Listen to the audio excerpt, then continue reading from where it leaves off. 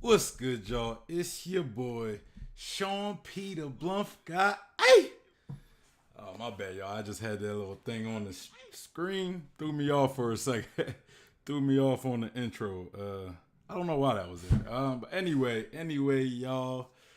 Today, we are doing, it's going to be a bit of a different stream, right? Because today I got ELiDZ in the building and we will be reacting to some of his older Understanding Haki videos, and we're pretty much going to revisit these videos and highlight those. But let's get ELiDZ in. What's going on, ELiDZ? Happy to be here. Happy to talk about this. Uh, I'll tell the people why I even thought of watching and reacting to these videos with you. All right, bro. It But came from me real, working on the real quick, finale. ELiDZ. Sorry about that. I didn't mean to cut you off. I'm gonna let you. I'm gonna let you explain on about. Just give me 1 minute before he gets into all that. Make sure you hit that like button, y'all. Also subscribe. Follow me on Instagram, Twitter, Facebook, and if you're looking for a One Piece community to be a part of, we have the Discord and we have the Facebook group. We got Angels Room in the building with the yo. Shout out to Angels Room. But yeah, go ahead. My bad. I didn't mean to have to cut you off like that. Yeah, definitely join the Discord. That's the place to be. I just had a fantastic conversation the other day with Q on the Discord, and it's just so fun to have somebody to talk about these theories if you're into making theories, or if you're just into talk about One Piece in general. But specifically, if you're into making theories, because when you have so many creative minds in one place, you're just going to come up with even better theories because you have people to bounce off. So yes, definitely check out the Discord. Yes, sir. Yes, sir. Appreciate that. Appreciate that. So, yeah, what are we here to talk about today? What are we here to discuss? Okay, so currently I'm working on uh, my ongoing theory. It's been like 2.5 years now. It's Mm. referred to as Understanding Haki. Another name for it is the Chakra Haki theory. So I'm currently working on part four. There's already three parts that have been out for quite a while now. And as I'm working on part four, I gotta actually refresh my own self on my own theory because there's just so much content. If you put all three parts together, it's over 2 hours, Yeah. around that time of content. Now, granted, there's some secret endings, so it would still be like an hour plus. That's still a lot of time. And I actually have to watch my own videos. So I decided, well, if I'm going to watch my own videos, what if I watch it along with other people and I can give them an insight to my mind when making these theories? And maybe people could ask me questions about these theories, which could then help me build upon and make an even greater understanding hockey finale. Yes, sir.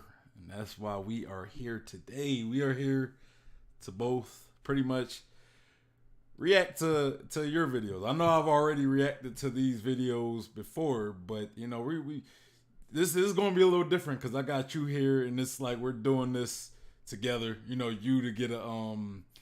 You to get a fresher perspective on it, right? A new perspective on it, especially after so many years of new information in the story, right? And for Yeah. me to kind of help give you that feedback. Also for people in the chat who Sozo just entered the chat. Shout out to Sozo with the yo. Yeah. What's Shout good, out to Sozo? Sozo. But yeah, so we gonna sit back here with fresh ears, fresh eyes, and uh new perspectives. Especially with a lot of the information that we got from a lot of these chapters that we've gotten over the months and the years since you started these videos. Yeah. And these theories, like these videos, I could make it today and it'd still be fresh. Like there's nothing that has come out that really contradicts it. And if anything, there's only been more evidence towards this Mm-hmm. theory. That's why I'm so wholeheartedly believing and putting so much effort into it. But there's not much more to say. I You think we should watch this intro uh, in its entirety. Yeah. I just want So, to say this. I just want to say yeah, like I really rock with your Understanding Hockey videos because like I like a lot of times I use them in a lot of like when like I reference those videos when I talk about some theories, you know, because like the great thing I really enjoy about your hockey or not your observation hockey videos, but your hockey videos, your Understanding Hockey is like it been I've encountered so many situations, so many theories where I've been able to like apply it. You know what I'm saying? Where I've been able to like, hold on, like, you know, I feel like a lot of what you've said have given me a lot of like reasons. So I kind of use your those videos kind of as like a source for, you know, some of the logic in creating some of these theories that we talk about, right? Angel said, I don't think I've watched these Understanding Hockey videos. Well, we're about to watch two of them. We're about to watch two of them today. We're trying to get the two of them, you know. But if not, I don't know if ELiDZ you'll be able to do this again, possibly. Oh, most definitely. Tomorrow or something, if we can only watch one video. You know, because but yeah, let's just. But most definitely, I would want to. I mean, this understanding, making this video, upcoming video for Understanding Hockey is going to take so much longer. And I do want to talk about that, but I don't want to hold off watching this video. So in between, like, pausing in topics, I'll talk more about the Understanding Hockey video in the future. But for now, what I want to do is make sure we're both in the YouTube party. Yeah, we should still be. One of us out. Oh yeah, it says it does says one. I'm not sure how to invite you. You can re-click on the link. Re-click on the link. Yeah, okay. I think that'll work. All right. To anybody wondering the behind the scenes, we're using an application on Chrome that allows us to synchronize our videos. So if he pauses it, it'll pause for me. If I pause it, it'll pause for him. What you're about? It still says one party in the one person in the party. Oh, now it should say two, I think. Okay, yeah, it does. Oh my bad, I missed and clicked on it again. There we go. All right. Okay, did you push it to the middle? No, that was because I clicked on it. Okay, all right. It just YouTube does that automatically. It'll put where you last watched it. Okay, because I reset it. I didn't know if you had it there for a reason. But yeah, so let me get to the video for you guys so y'all can see.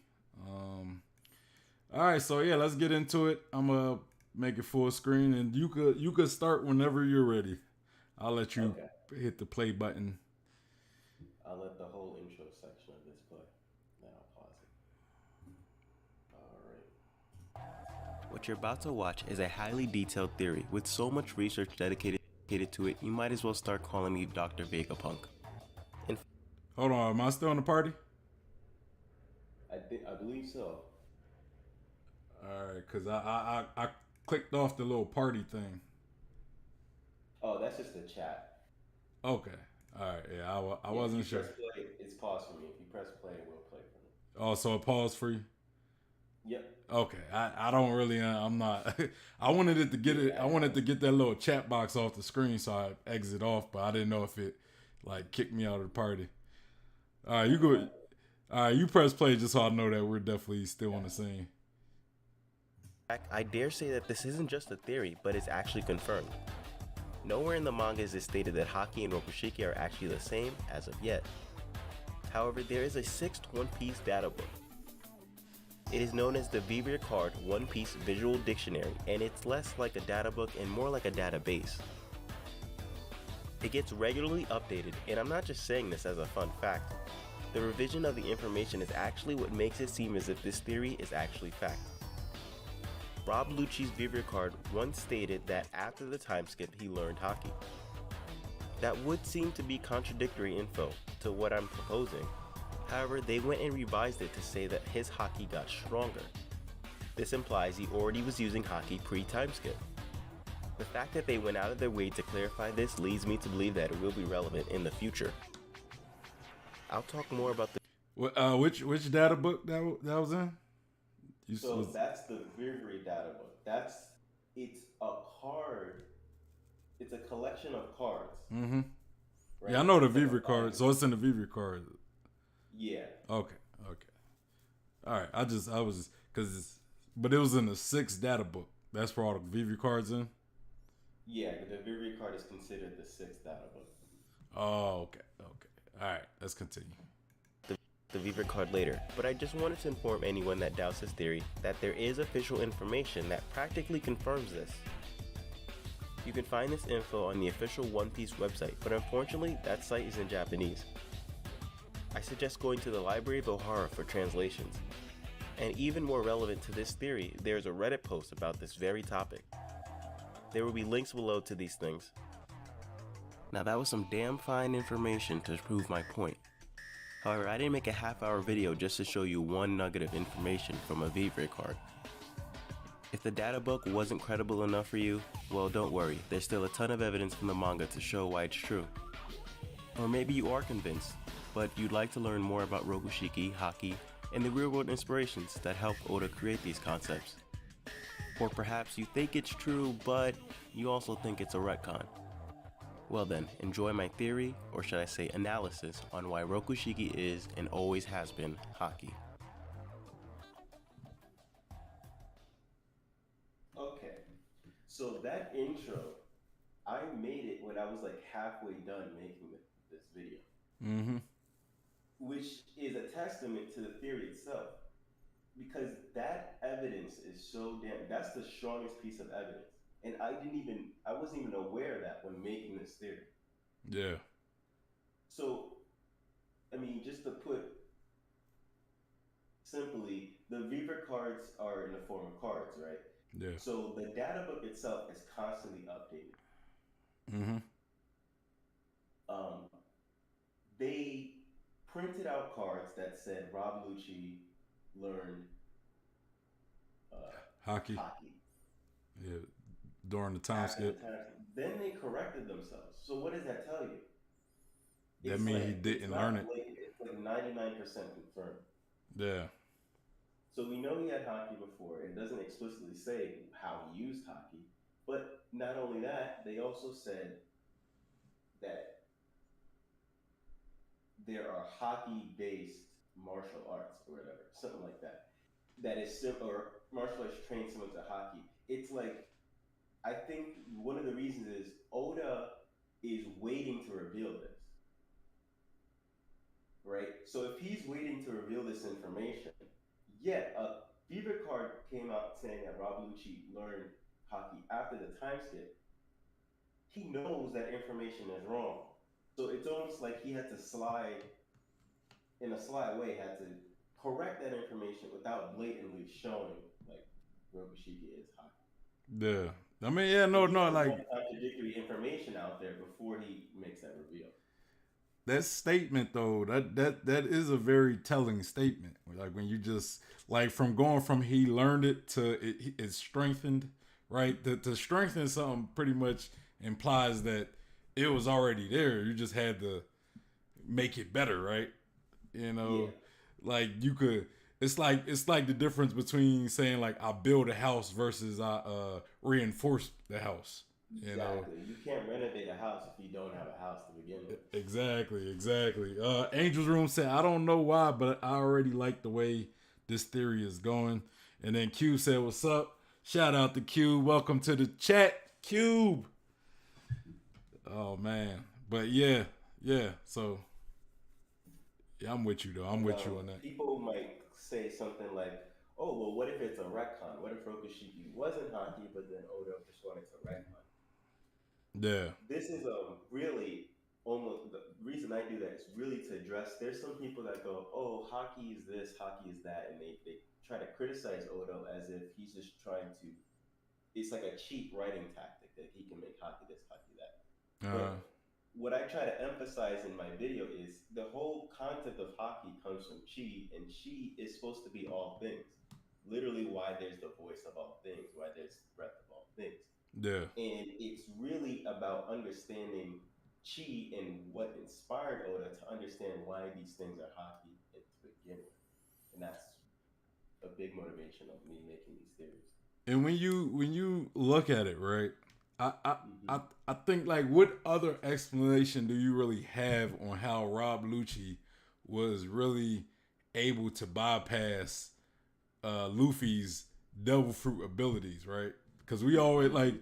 it's always been established before in this lobby, pretty much that blunt attacks do not really affect Luffy. You know, Yeah. like, and this is of course before the whole Nika Sun God Nika reveal or whatever. This was kind of like a basic uh fundamental of Luffy's character, right? Like physical, like blunt force doesn't hurt him. But Hmm. we get Rob Lucci, who I mean, other than like Garp, but you know, we didn't even really learn about Garp until at the end of Ennis Lobby, right? So, but I mean, we or not that we learned about him, but we didn't really see Garp like a Garp and Luffy encounter until Ennis Lobby, if I remember Yeah. correctly. But yeah, so it would make sense how Rob Lucci was able to actually physically harm Luffy, you know? Because we know hockey works that way. It pretty Hmm. much bypasses devil fruit abilities, and root. So it was like Rob Lucci. How's he able to do it? Yeah, Rokushiki, of that'll course, definitely be but covered. why is Rokushiki a, able to give people the ability to harm devil fruit users? Cube says Rob Lucci had a strong will when fighting, so most likely accessing his hockey and bypassing Luffy's rubber body. Yeah, but I think Roku. But what we're saying, Cube, is that Rokushiki is hockey. So So Rock. Go ahead. complicated. There is something to Rokushiki not affecting hockey users the same way you would think of basic armor. But Yeah. it all comes down to vibrations and frequencies, which is something I cover in this theory, and I cover way more in the actual understanding hockey. Because if you notice, this isn't actually understanding hockey. No. Um, this is its own separate but related theory. That's why we're watching it, because it is related to understanding hockey. But understanding hockey, if this was understanding hockey, it would say it in the title. Understanding hockey is when I really go into, well, what are these frequencies and how are they related to hockey? This video is very specific to just Rokushiki, which we'll talk about what hockey ability that would fall under, which is kind of obvious. It would fall under armament. Mm. Yeah, I agree. I But definitely agree. yeah, so now the rest of this video, I'm really proud of this video. It's like it's not as expansive as understanding hockey, but it's just as detailed. And I use like a ton of research. Mm-hmm. But yeah, All right, let's get you're ready. I'm ready. let's get it. I'm ready. All right.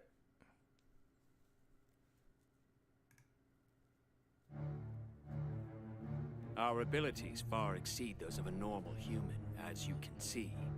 After many years of training, we've mastered an art called the Six Powers. These techniques transform the body into a living weapon with the strength of over 100 men. To start off this theory, let's address a blaringly obvious concern with CP9 and Haki. Why would the world government train elite warriors from childhood and not teach them Haki? Well, according to my theory, the answer to this is that they were teaching them Haki. It just wasn't under the name Haki. Off the first impression, it would seem that Haki and Rokushiki are not related. Haki is based on spiritual powers, and Rokushiki is about maximizing a human's physical capabilities. However, when you really look at what Rokushiki is capable of accomplishing, you'd realize that there are supernatural elements to it that go way beyond the suspense of disbelief. For example, those that master Kamiye are capable of freely moving their body as if they were as Okay, malleable as so Play-Doh. Kanye is Not one of even a the rubber man theories like Luffy that can should do that really under tip normal somebody conditions. off that this is more than just physical ability. Say Like, what? yes, One Piece is fictional. Yes, it can be goofy at times, but Oda never does something simply only for just gag when it's in the context of a actual fight. You know, sure, Nami might punch Luffy and he'll get all bruised up, but that doesn't mean Nami's then gonna go punch Khalifa and she'll get bruised up. Like, that's just not how it works. There's the gag, and then there's actual things that apply to serious combat. Mm-hmm. So when you look at this guy who's literally like moving almost like a Logia, when you think about it, I mean, he's moving more malleable than Luffy pre-time skip.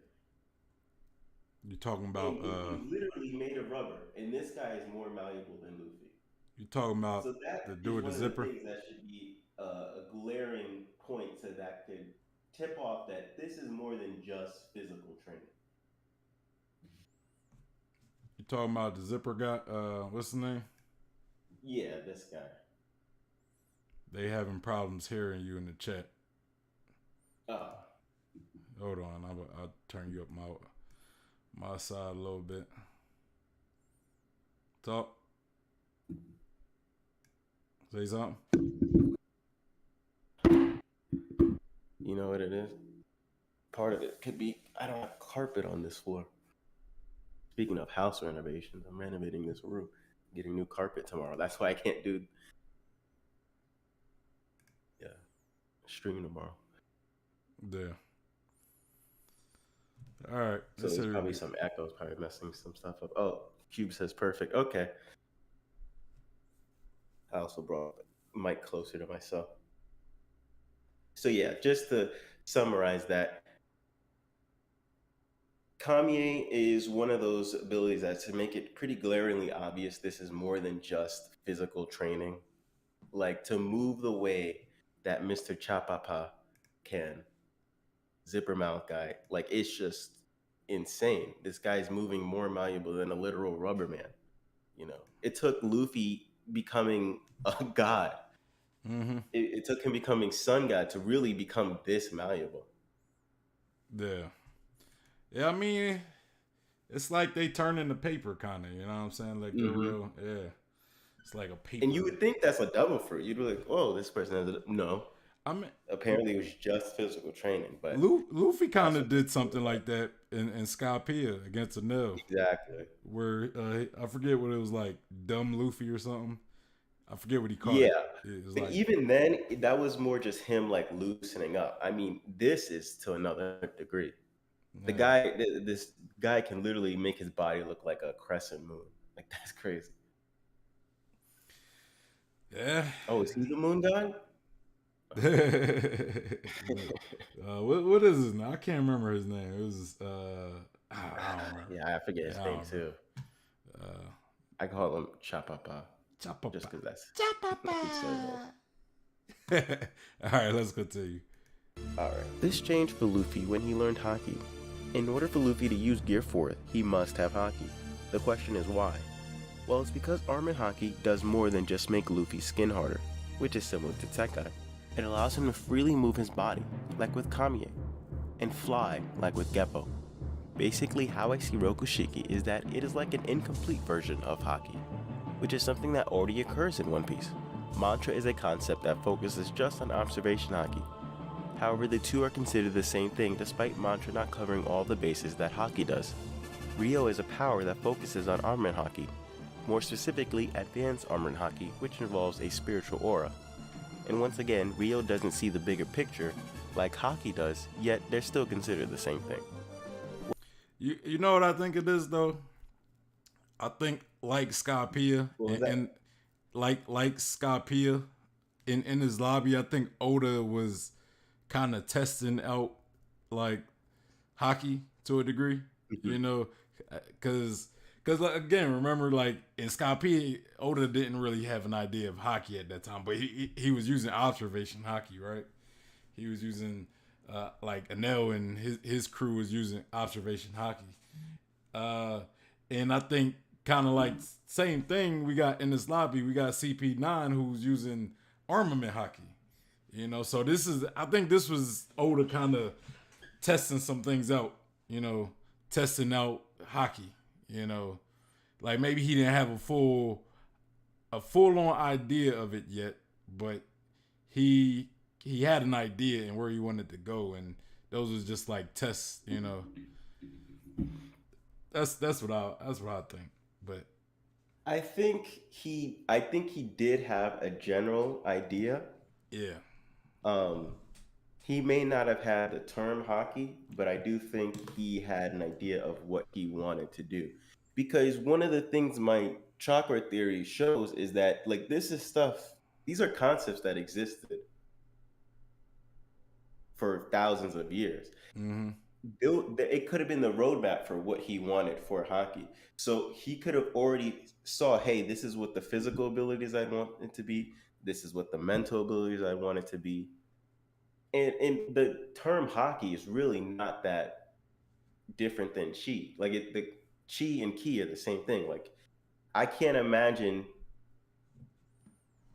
he didn't even come up with the term hockey already. I mean, he already had Zoro talking about the breath of all things. He was already referencing chi all the way back in Alabasta.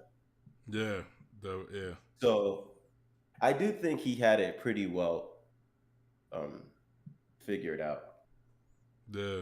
Especially when my Understanding Haki part 4, where I start showing like what is the relevance of the swirls. Like the swirls have a huge relevance because I'll say this much: chakra literally is the word for wheel. It really means rotation. It means chakras are referred to as a vortex of energy. You know, look at Naruto. There's a reason why the swirl has such a big deal in that, and they use chakra, although that's an inaccurate representation of chakra. And Sanji was supposed to be named Naruto. Exactly. And he has swirly eyebrows. I think Oda had this pretty much planned out. Yeah, and I think this was his part of his plan to show like around the world there's different concepts of hockey, different understandings of hockey. Yeah. Because that reflects real life. I mean, in China they had chi, in India they had prana. They're the same thing, even though it's from two different places. Yeah. And when you look all at the like stuff I talk about in this video. I mean, it's, you know, so many animes that, you know, that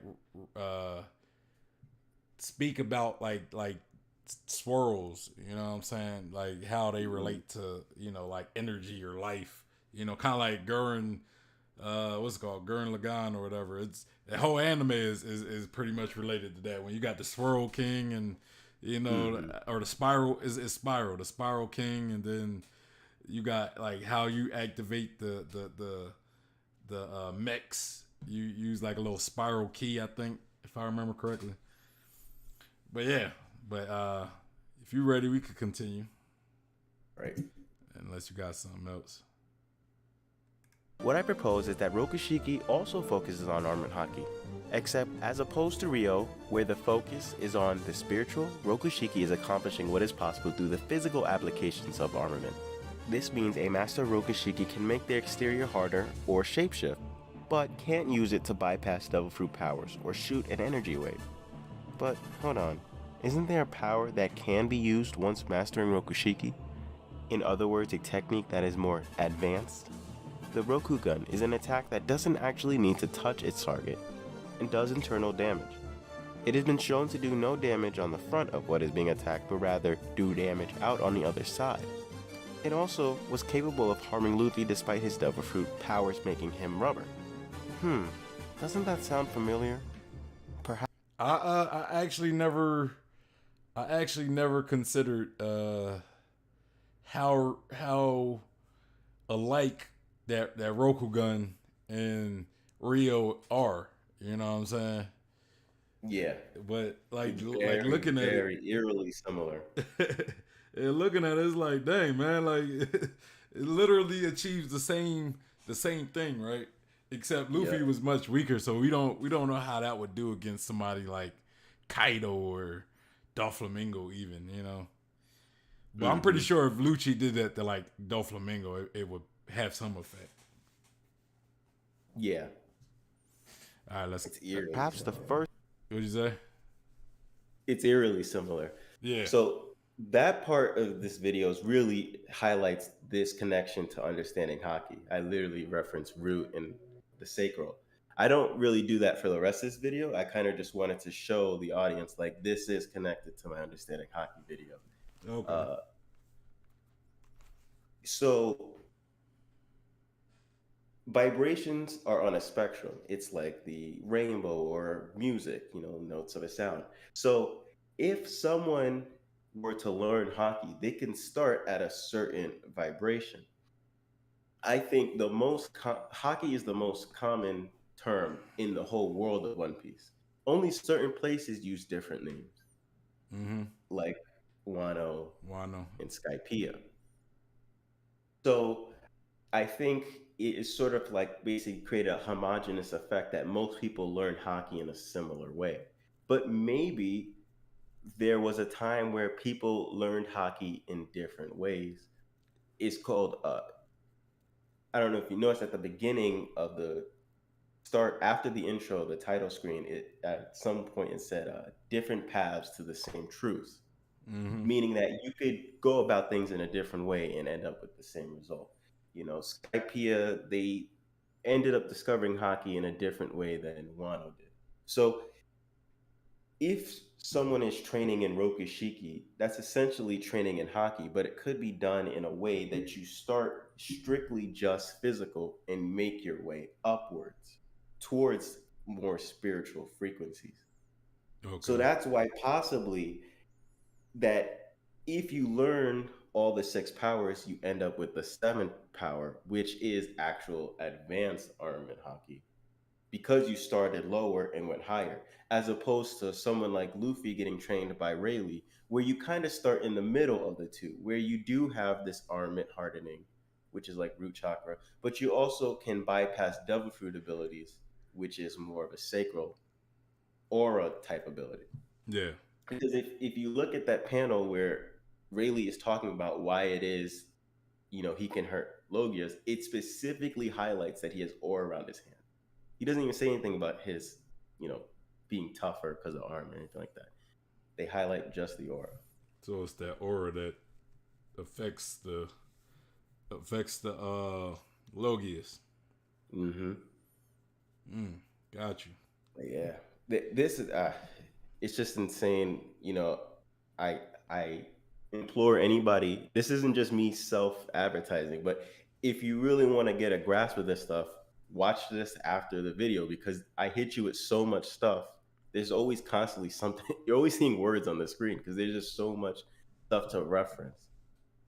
Okay. But yeah, I'll let it play now. I'll let you play whenever you ready. Well, matter of fact, like when you go on your talks, I'm gonna let you play. Yeah. When you ready, unless I cut in, then I'll do it. Gotcha.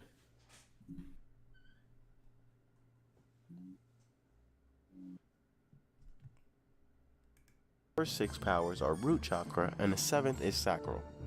If you watch Understanding Haki Part 2, then you understand why I'd reference chakra. In fact, I'd advise you watch Part 1 if you'd want to properly understand the rest of this theory. But I'll give you a little summary. Basically, all you need to know is that Haki means supreme chi, and the words ki and chi are interchangeable. Chi, in the simplest of terms, is everything, but could also be seen as life force or a source of energy. With that being said, how does chi relate to Rokushiki? Well, for starters, Tekkai is based off of a martial arts style that involves chi. This chi, or vital essence, could be focused within. Taking that inner focus and developing it through mental, spiritual, and physical discipline, which we know as the martial arts. You could aim that energy toward parts of your body. The year was 1978, and the Beijing police were at an impasse. China's triad gangs, their martial techniques intact, had resurfaced with a criminal focus and appeared to threaten the very rule of law. Powerless to stop them, since handguns had been banned, the police turned to their last resort, Pan Ching Fu. A man who, at the age of 30, had already been a national legend for nearly 20 years. Thanks to him, 23 triad gang leaders were brought to justice. Some, Grandmaster Pan captured single-handedly. Pan didn't just know the gangster's techniques. He had one they couldn't counter. Takai. Like the monks of the Shaolin, Pan trains in what is known as the Iron Body style of Kung Fu. The monks developed Iron Body training to focus and intensify their chi, to harden their bodies. By punching or hitting an object with increasing force hundreds of times every day, eventually, it is said, the body becomes like iron itself. Hey, that man done For over took out the whole 38 game. years, Master Pan has trained his iron fist So by did he hitting a really steel take out a block gang 1,000 single-handedly? times Did a that day. guy really have an impervious Now, belly that could bend the anything sword? less than I don't steel know. would My shatter. theories aren't meant to convince anybody. By focusing that his chi, Yeah. I'm not trying to speak fact or anything. It's this just the master fact is that able to this, make his if body it is fiction, that's irrelevant because One Piece is fiction. Yeah. The point of mine is to show what are the inspiration for Oda to write in this story. So this whole concept of what they believe that they could harness their chi to strengthen their body. I mean, if Rokushiki is just physical, yet literally Iron Body, this Tekkite comes from Kung Fu, comes from this concept of chi empowering the body. Yeah. What should that tell you? Rokushiki isn't just physical. It's like the inspiration that Oda put into the story. It comes from chi. Mm-hmm. And chi is literally in Haki. So that creates a link between the two. That will really establish why these two may actually be one and the same. Yeah. Yeah. Yeah. I mean, I remember I've taken Taekwondo when I was much younger. So we really learn a lot about like things like chi and stuff. Usually make a sound. Usually make that yeah, or, some type of a sound, kind of like the Breath. yeah, Voice. almost like to activate it almost, and it Mhm. it kind of like makes that hit more explosive and much harder. Mhm. I mean, I'm not like as an advanced martial arts master as like this guy. So he probably has even. I was young too, so like my understanding of it was that of a of a young teen. So, but yeah, somebody like him would definitely know what they more about ki and chi. You saying that is like getting the gears turning in my brain, like the concept of using your voice to empower your physical attacks. I mean, that basically is what I speculate Haki to be, because Haki is voice and it could enhance someone's. So I'm gonna have to see what I can apply to my understanding Haki theory, and that's why I do this, because it helps me expand my theory. Hey, And so thank you for sharing that with me. so when people so when you got these characters and they call out their attack, hey, it's not just for show. Mhm. They gotta add it adds more to the attack. You know what I'm saying? Q said I can Yeah. see it now. A kind of bluff. Everything's makes sense. Hey man, don't be put me with no kind of. Come on now. All right, let's. You ready to continue? Yeah. All right, let's continue. Pervious to the blade of the sword, just as his warrior ancestors did thousands of years earlier.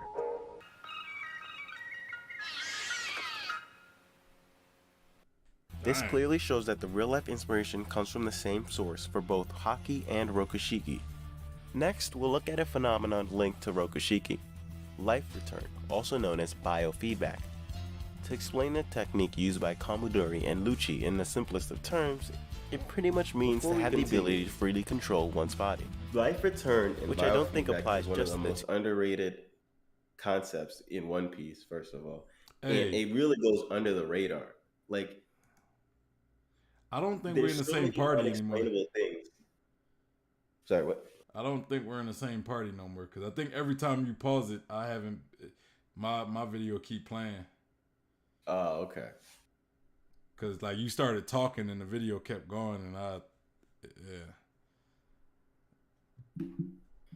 But go ahead. What was you saying? I just had to say that because I was like, I didn't realize you paused it, but you started talking, so I was like, I think you tried to pause it. No problem.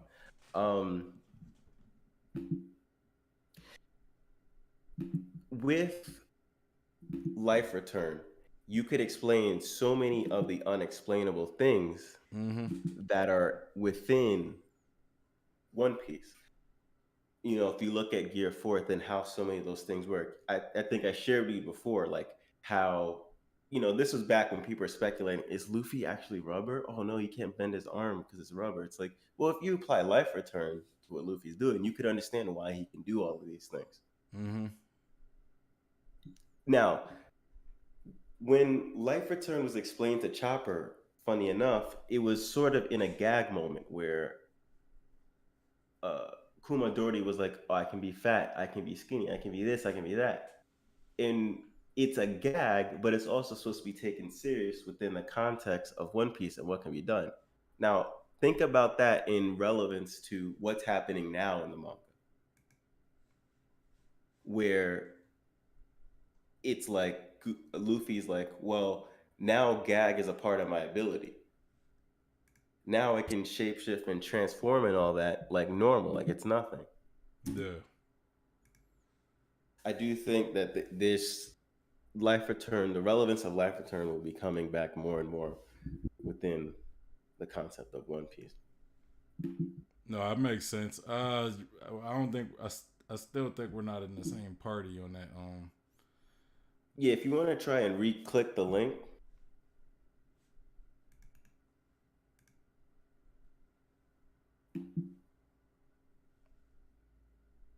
Still says one party. Comes from the same source for Yeah, both that's Haki because and I Rokushiki. also went out of it too. Next, we'll look. Okay.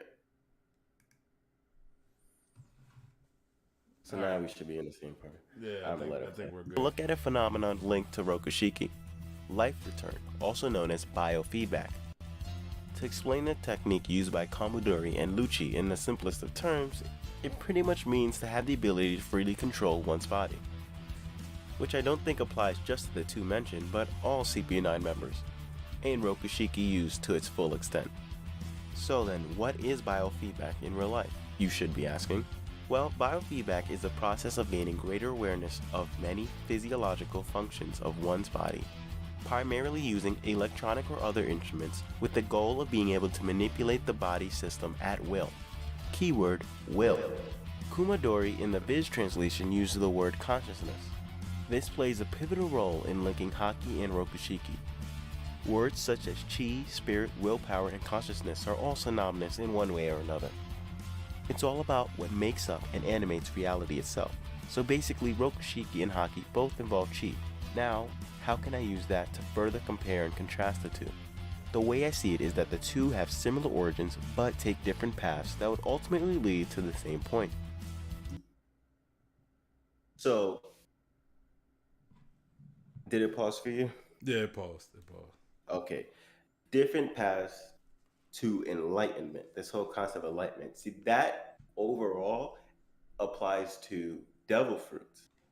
This concept of enlightenment, which is the divine, which could lead to godly power. So I have Rokushiki, Ryo, Haki, Mantra, because those are different concepts of this supernatural power. Another thing I could add there is science, because science is another path to that power. With science, you could, along the ways, try to obtain that godly power like that of devil fruits. And we've seen that with Judge, Caesar, and most importantly, Vegapunk. Yeah, or you're forgetting the even another more important one, the impact dials. That too. What do impact dials even look like? Spirals. Exactly. Shells. They're like and thinking about it, right? Like thinking about it. You know, adding to like the symbolism of the spiral. Like when you look at what is one of the most used objects in One Piece, snails, Moshi right? Moshi. Yeah, the mushi mushis, right? Which the are dindins. the dindins. So it's like, and they have spiral shells. You know, Exactly. when you look at the how they talk, or the things that like can't, even the cameras or the projectors or snails, or the, yeah. I mean, it's just, a little hint. I'm not saying they got like any powers or anything, but they do. They definitely are important I to the think it's relevant. infrastructure. Yeah, they're Because, I keep on saying vibrations and frequencies. Well, one frequency is literally the waves. Like your radio, the radio station you get is based off its frequency. yeah. Communication can be based off, even Bluetooth based off frequency. All of that stuff is frequencies. Yeah, so even they working on frequencies. The impact, or the dindins, the snails. Yes, everything. What you taste, the color paint on your wall, it's all frequencies, because that's based off the light frequency. Uh-huh. The taste is based off the chemicals, which is its own frequency. That's why chi is referred to all things. Yeah. Yeah, man. What was I gonna say? Nah, I forgot. But yeah, it makes sense. Definitely makes sense. To back this point up, it is stated in the Vivre card something to the effect of, the mastery of Rokushiki and the learning of Haki make use of similar training. Haki focuses on getting in touch with one's spirit, aka chi. Rokushiki is in a way the opposite. Like I said, I just want to say that how separating Rokushiki and Haki can be seen as saying that they're the same thing under two different words, because in Wano they say Ryo, they don't say Haki. So Rokushiki can fall under that same category of just being under a different name. Okay. That's why it could have similar training. Mm-hmm. Either that, or Oda could just be trying to be coy with his words because he's not trying to reveal just yet that they're the same thing. But that it's very telling that they're apparently the same thing. I mean, their training is very similar. Yeah, yeah. But yeah, it is like, like talking about how you got different paths to achieve the same thing. It's wild how, like, because even like you look at like how humans are, right? Like we all, like, throughout history, we all, pretty much had different beliefs, different upbringings. There's different gods and like different religions and things, but a lot of the principles still are always the same. Yeah. And when we talk about this power, this power, this Haki ability, Haki power, and it's called different things in different regions. A lot of regions are a lot more isolated, so it's like they're so isolated, but yet they still kind of act under the same principles with their fighting style, such as Skypiea, right, or Wano, like they still have a lot of the same principles as Haki, how they fight. Yeah, if anybody out there wants to get into writing, wants to write their own stories, I implore you to look up a man named Joseph Campbell. He talks about this concept of the monomyth in the hero's journey. And what that is that across all these different civilizations, across time, they all been telling the same story, even though they haven't been coming into contact with one another. And it's just that weird human phenomenon that we somehow can come up with the same stuff in just different ways, but ultimately end up with the same result. Yeah. That is, it's scary, but it's like, but that's just how a human mind works, right? Like it's just, it's there's only but so many concepts to to discover, right? It's just some civilizations might have discovered things a lot quicker than others, but ultimately, so it's not that many paths you could go down in certain things, and that's the great thing about like a lot of these theories, right? Like we create these theories with a lot of real world logic because it makes sense, it makes sense. It's not always a complex complexity type of thing. It's just like basic stuff, basic knowledge, basic information, and that's shared across different cultures. And in theory, especially when we create these theories, we kind of notice these patterns, and we just kind of go off the pattern, and sometimes the patterns speak for themselves. But yeah. All right, I'm ready. Said at the beginning, why wouldn't the world government teach them Haki? And this time I mean traditional Haki, such as armament and observation. I mean, they already do so for anyone that gets promoted to Vice Admiral. The answer to this will become a lot more clear the greater you understand Spirit and Chi. In the Marines, everyone is sworn to the world government and can't disobey. However, they are still given a lot of freedom of what they do in most of their life. It's only in the most crucial of times when they must absolutely do whatever they're ordered to or suffer a death sentence. And even then, only the meanest of superiors actually kill their subordinates without hesitation. Now compare that to CP9 members. They have no free will of their own to even begin to disobey the world government. They are not only sworn to the world government, they are owned by the world government, basically slaves. If you notice in the Marines, power and authority correlate with one another. For the most part, individual power is respected and rewarded by the higher-ups.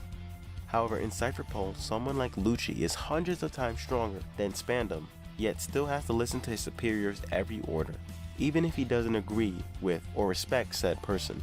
The members of CV9 don't have much of a free will of their own.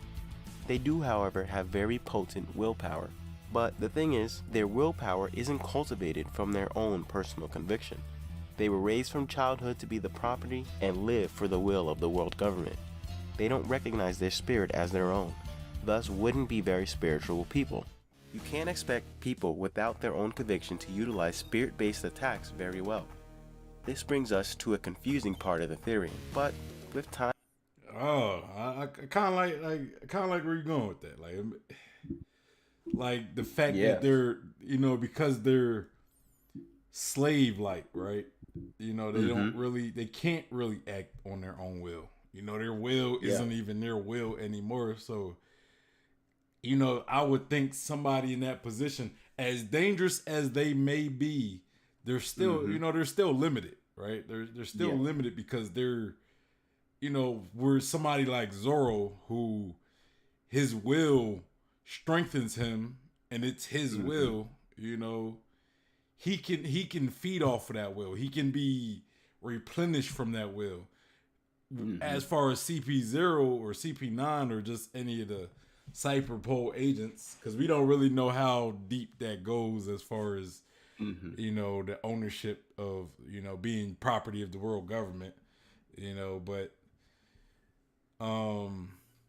they're pretty much like slaves. And I do remember, I think there was a YouTuber was, they made a video pretty much talking about how CP0 are just slaves, Yep. And, and I kind of looked at it as like, I mean, they're slaves as far as like I guess I didn't look at them as slaves in a sense as like, other slaves that we've seen in the series. But I still seen them as slaves because they still work for the world government. And at any moment, if a celestial dragon says, hey, I want him, really can't do nothing. But that's anybody in the world, really. You know what I'm saying? I feel like anybody in the world is like just one decision of one decision made away from being a slave, But yeah, anyway, I just kind of wanted to say that how, speaking of how wills kind of fuel power, and CP0 or CP9, they don't have their own will, so they'll be kind of limited. Yeah. So the concept I'm trying to present in this is the application of Haki. It's not even so much that they don't have will.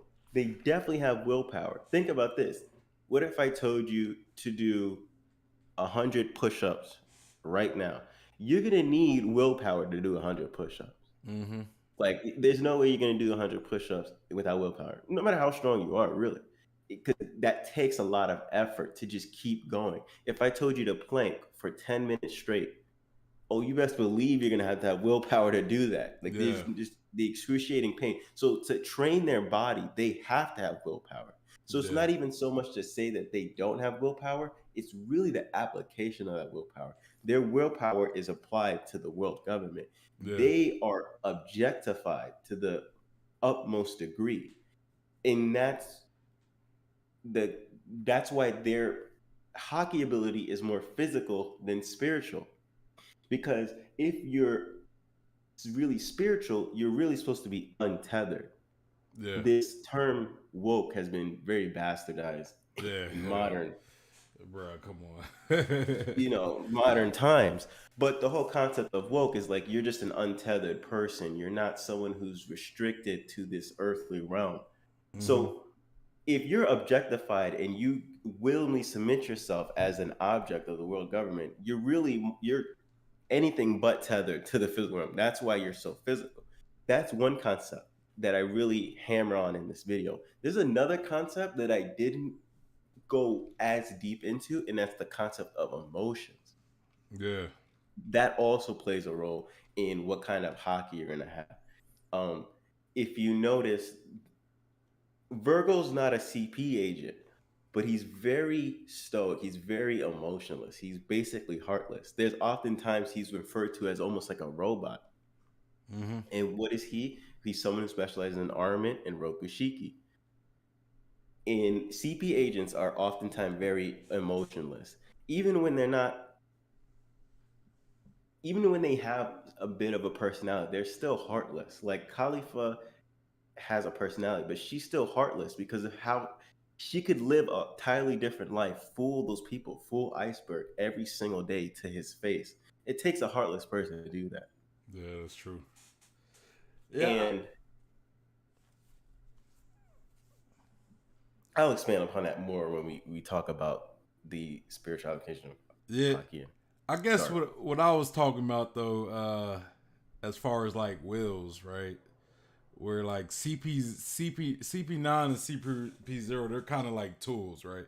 Like they do have they don't will. have like, free will. Yeah, like That's what it is. And they do have a will. So I was wrong in that sense. They do have a will, but it's like they're not doing anything because they want to do it. It's just because they serve someone, and their being is to serve that person, right? Or to follow these orders.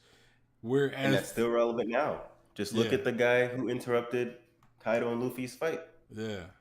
But somebody like Zoro, for example, right? Somebody like Zoro, who he follows Luffy.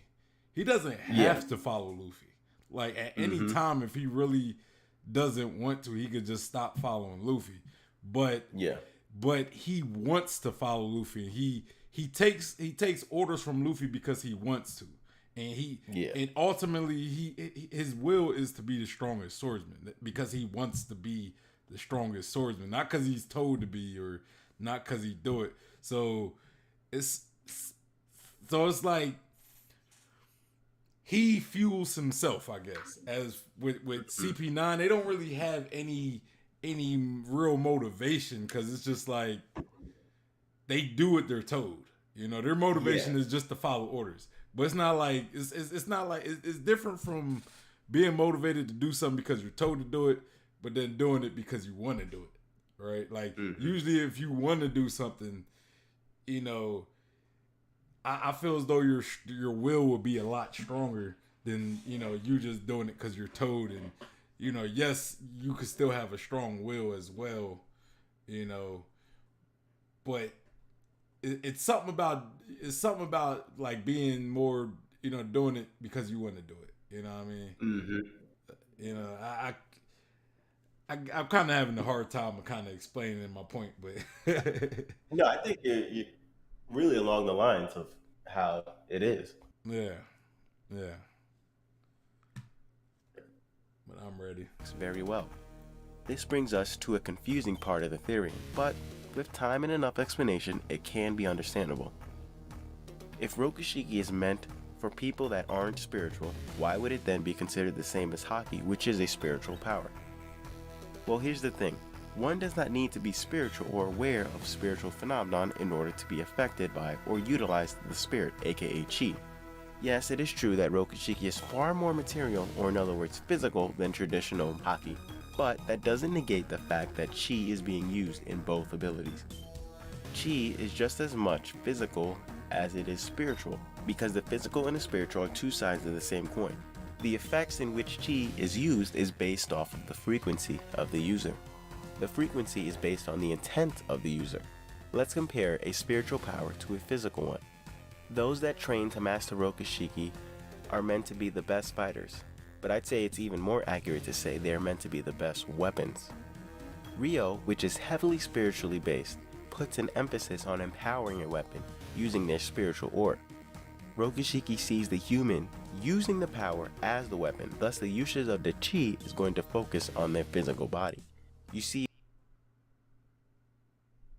So I want you as a viewer of this video, like, what are you taking away from that to like explain how it is Rokushiki can be spiritual or based on Chi, even though it's not like Ryo and actually emits an aura and all that. With Rokushiki being more physical. Yeah, it's more physical, but it can still use, it still falls under Chi. Yeah. Okay. So, all right. So, kind of like what you said about like the CP9 agents not necessarily being spiritual people. So, you know, if you know, because they're brainwashed, right? Like they're more, since they're brainwashed into being the way they are, kind of like robotic. They're very robotic, and you know, when you look at a robot isn't somebody, or it isn't a thing that is probably spiritual. It's not a spiritual being, right? Like a robot, like a robot. You know, and it probably don't really understand spirit, like, or being spiritual. So I'm trying to get my thoughts together. So the fact that they're not really spiritual people, you know, because they're more so they're tools, right? They were brainwashed to be tools. They're not really in touch with that spiritual part of themselves.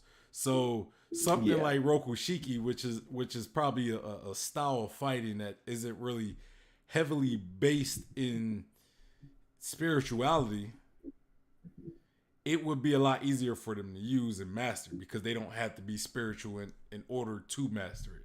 Versus something, versus a fighting style that you might actually, you know, need to be more in tune with yourself in certain frequencies, or like I would probably say something like observation haki you might need to be a little more spiritual, right? So they might have a tougher time learning something like observation haki than they would Rokushiki or even normal haki to a degree. So I mean, that's kind of what I got, but so that I'm glad to see like it is registering, because sometimes when I make this, I'm like, man, are people actually gonna get what I'm saying? But I'm glad to hear that. So the only thing I would add to that is the fact that Chi exists on the spectrum. So at the bottom it says matter. Matter literally means like physical matter. Just, you know, the chair you're sitting in is matter. So under the concept of Chi, the chair you're sitting is literally made of this concept, this Chi, this spiritual energy. It's saying that everything, the whole physical realm it falls under the umbrella of spiritual. So if a Rokushiki person is using their body and the body supposedly made of Chi, then that means they are using Chi even though they're using their physical body. They don't have to be consciously aware of the spirit in their body to use their physical body. So it's just like you said, if they're not very spiritual, they'll be better at using that because they don't have to be in touch with that. They don't have to meditate and be like, you know. But with that being said, it could still help to be spiritual to use this physical ability. And I think that's ever present in Kumadori. Because if you notice, he's the one who's the best at using life return out of all of them. And he's also the one that has this whole, oh, I'm a hermit type of attitude. Yeah. He has more of a traditional Japanese like lifestyle or belief system kind of, you know. And even then, like when you look at the physical world, right? When you look at like matter, for example, it still depends on like energy, you know. And if you want to like compare like spirituality with like energy, you know, you look at matter from like the most basic sense, the electrons and neutrons and protons and all that, which you could kind of look at like being in the realm of spirituality because it's energy, right? It's energy. And you look at like energy, even though that's more of a physical energy, I guess, you know, maybe it wouldn't be a spiritual energy, but well, that's the whole concept of chi, is that it both are one and the same. Yeah. On my Understanding Haki part 4, I'm trying to workshopping this analogy. I'm gonna just throw it at you real quick. I say, to understand this whole concept of multiple concepts of chi existing as multiple things at once, like multiple realms, it's like if you had 7 TV monitors, 7 game consoles, but only 1 controller. And if you press a button on the controller, it controls all 7 different consoles at the same time. You see something change on all 7 different monitors, but they're all doing all different games.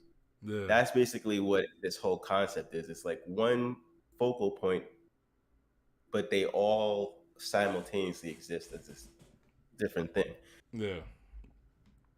No, it makes sense. It makes sense. All right, I'm gonna let this keep going. See, whereas Ryo is based on connecting a sword and its sword master. CP9 members, on the other hand, have a disconnect between themselves and outside objects. There is no need to focus their efforts on a power that bonds themselves to that which is outside, to that which is external, because they already see themselves as objects. Very few Cypher Pole agents use weapons, but even when they do, the weapon doesn't seem to hold much significance to the user. Kaku wields 2 blades, but considers himself to use 4 sword style. There is no differentiating his metal blades from his actual legs. But hold on, there is one that uses Rokushiki in a way similar to Ryo. In fact, this character is heavily based off Japan, and could easily pass as someone from Wano. I actually have a theory about why I believe Kumadori might be connected to Wano, and perhaps will show up in the art. But back on topic. Real quick. What y'all think Kumadori is though? Like, cause he's not like a human. He don't look like a human. He look kind of minkish. You know, I know I'm a little off topic, but he look a little minkish. I think that's just his because he's based off a kabuki actor. Okay. So I think he's just trying to that's makeup and his hair being all wild. Yeah. I mean, because you look at his nose look kind of like an animal. Yeah. My bad. Let's continue. I just had to say that. Been going on and on about how CP members aren't very spiritual, but Kumadori is an outlier. He wields a staff known as the Kakara. This has spiritual implications. In addition, he considers himself a Sennin, aka a hermit. He wields his staff similar to how one would use Ryo on their sword. Also, I believe it's no coincidence that he seems to be the best at utilizing life return. Sages are the utmost of spiritual people. Whether it be through yoga, tai chi, or in this case, rokushiki, their goal is to become one with chi and utilize it to fully command their body. The thing about Haki is that although there are physical applications primarily through armament, one can't simply train their body to increase their Haki. The source of Haki is the spiritual side of a person. one of the best ways to empower Haki is to fight in life-threatening battles that put one's spirit to the test. However, Rokushiki is finite and structured. The more you train the body, the more powerful the person will become. It's quite simple. Their capabilities can even be quantified with Doriki, aka power level. This should all sound so familiar for those that know Dragon Ball. In fact, when you really look at Rokushiki, it's almost like a way to build a Dragon Ball Z fighter. CP9 members can move faster than the eye can see, fly, are super strong and durable, and have the ability to send out projectile attacks.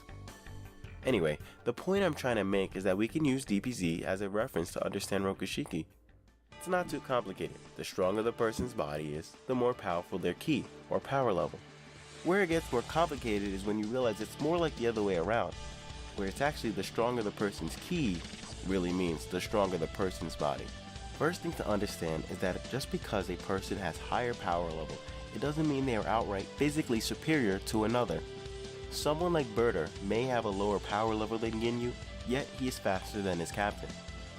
That same line of logic applies to Rokushiki as well. There are two pieces of evidence to show this. Okay, that was a lot all at once. One thing I didn't highlight, I could have highlighted more, is the fact that in Dragon Ball Z, their power level is literally called Ki. Yeah. And it's no secret that Oda is heavily influenced by Dragon Ball Z. Yeah, I think most Dragon Ball animes Z, be somewhat influenced. but Oda in particular really gives a lot of credit. You know, you gotta understand, like, he coming up in manga was around the time. Him coming up in manga was around the time Dragon Ball Z was literally running. Yeah. I mean, with Dragon Ball, the manga was running. And I could imagine that he saw this concept of chi or ki in Dragon Ball and was like, oh, I want to learn, what is that in real life? Like, what inspired Toriyama to make this power in his thing? And maybe he might have looked into chi and was like, hey, I could apply this to my story and go even more in depth.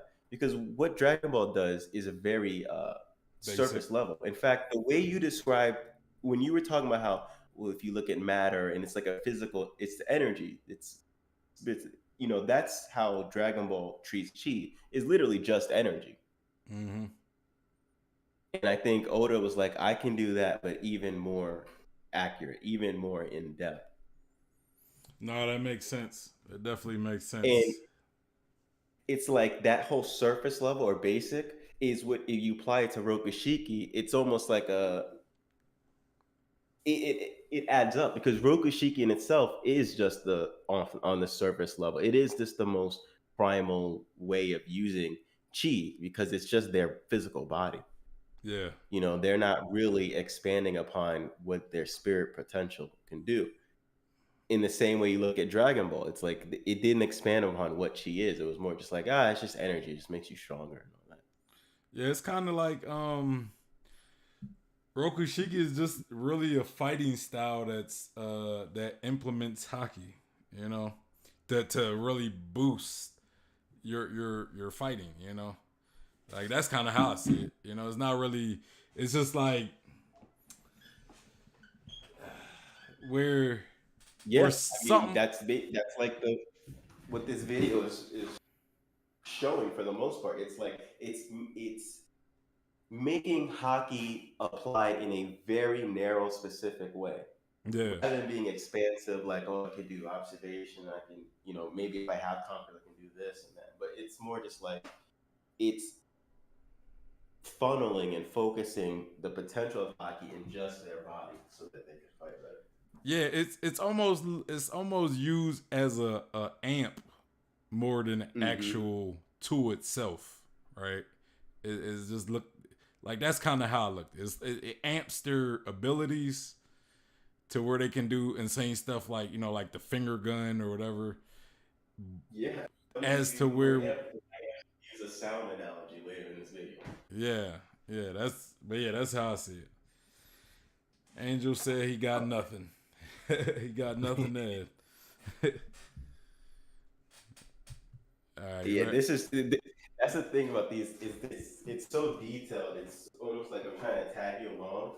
I think by the end of it, once you see it all and you learn like what there is to, that's when you can really take it and make your own theories and run with it and stuff like that.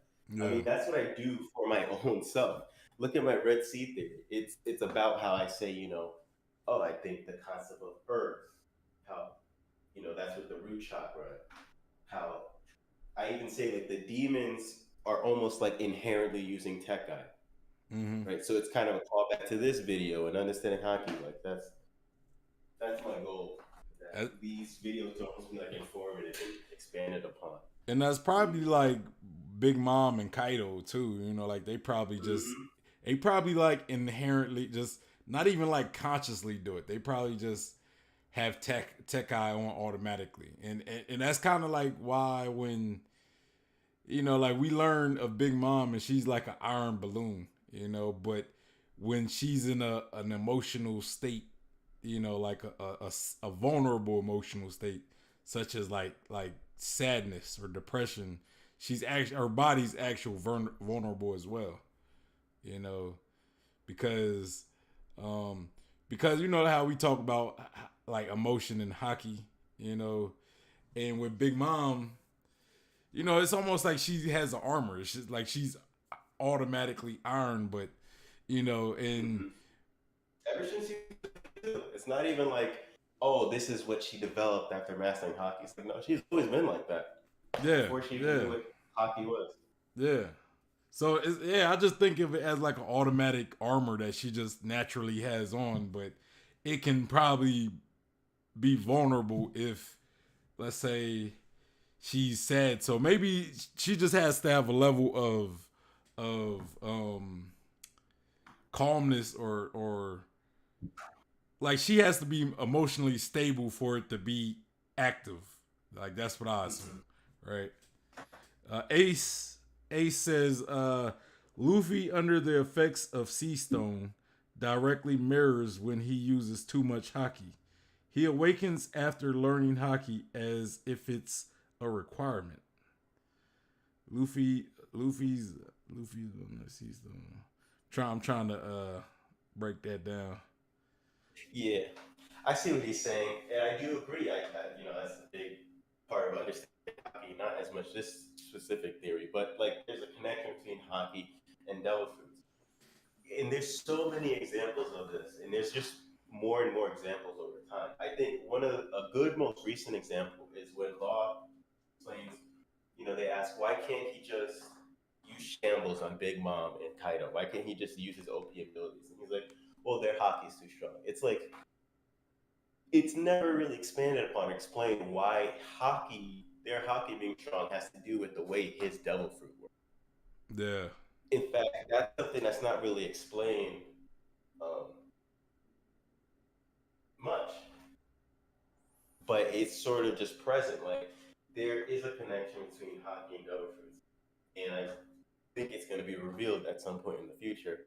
And that's the point of my theories, really, is to show, even before it's like blatantly revealed, like, here's the evidence to show why there's the connection between the two. Yeah. And you've definitely said before that like devil fruits are like a cheat code to hockey mastery. Or something along that line. I'm paraphrasing. Huh? It's like there's the path toward enlightenment. Yeah. And I put, Rokushiki, whatever, they're all paths. And then on an isolated circle that's not a path, you could have devil fruits. Yeah. That's just a cheat. You just take that and you're not even taking the path, you just automatically get it. How many paths did we say there were? I just used an example. There's probably more I could add to that, but the one I put on the screen was Rio, Rokushiki, Mantra, and Haki, of course. And then I added one. I was like, science is one too. Science, and you were like, the impact dials. Yeah, well, that's part of science. Because I was thinking like, you talking about all these paths, right? You're talking about these different paths to enlightenment, and I'm thinking like the Sage of 6 Paths or something. Like, who Who will be the sage of 6 paths of One Piece? The one who learned who masters each path of enlightenment. That'd be kind of deep, man. That's like an idea for a story right there. Like have all these different paths to enlightenment, and he who enlightens, or he who masters each path becomes the sage of 6 paths. Naruto should have went with they should have went with like a direction like that. Yeah, that would have been really cool. Like expand on each of these paths, right? And how one masters each path or something. I don't know. I'm just kind of talking. You ready? Yep. Right. Oh, because I kind of paused that at a confusing, so let me just summarize what I just said in the video real quick. It's the fact that in DBZ, characters have a power level. We all know that. And it's shown like Goku trains, right? He'll train in that weighted room. He's doing physical training. He's not meditating or whatever. So you would think like, oh, the power level measures physical strength. But that's not really true. And we know this because someone can have a lower power level and still be physically superior to another person. Yeah. In a certain regard. So an example is Birder from the Ginyu Force. He's the fastest in the group, but he doesn't have the highest power level. Mm-hmm. It's really, the power level is about the person's own energy, chi, their own ki, and what that means in relation to their physical body. Okay. So this means the power is determined by the power level is relative to the individual's raw base physical attributes of their body. That's what it says. I'll press play now. First, when Fukuruku determined their power level, he did so after receiving a single hit. That is certainly not enough to gauge the limits of someone's full potential. Even more obvious is that Lucci's power level was determined despite him being in his base form. Jabra even confirms that despite his level being lower than Kaku's, his double fruit would still make him more powerful. This means that despite Rokushiki being described as a physical ability and the apex of what a human is physically capable of doing, Rokushiki actually comes from a source of power that is independent of the physical host of the person that utilizes the martial art. So in the end, Rokushiki is actually spiritual. Yeah. Right? So think about that. They do this whole, oh, I'm gonna tell you your power level. And all Rob Lucci does is a single hit. Mm-hmm. And that just, we're supposed to take that as an accurate power level reading. And I would assume like that just is accurate power level reading. Now we know Lucci's strongest attack would be in his zone form using his Roku gun. So how could you determine that by a single punch? But I think it's really just gauging whatever energy source results in Rokushiki. So I think that's something that on the surface level, you don't really take it that way. But if you really think about it. So basically, it's not measuring the, what is it, Doriki or whatever, the Doriki. It's not measuring that based off of the force of the punch. It's actually measuring the energy of it, I guess it's somehow getting an accurate measurement of the internal energy versus just the force of the punch.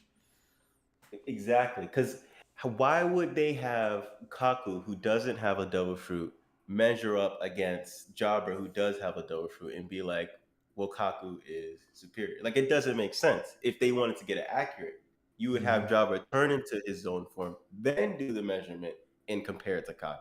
Okay. It makes sense. Yeah. I'm glad, because that's one of the things I was afraid, like, is this going to make sense? But no, I get it. Yes, I know. Rokushiki is considered a physical ability, and it is. However, everything, even things that are physical, are spiritual.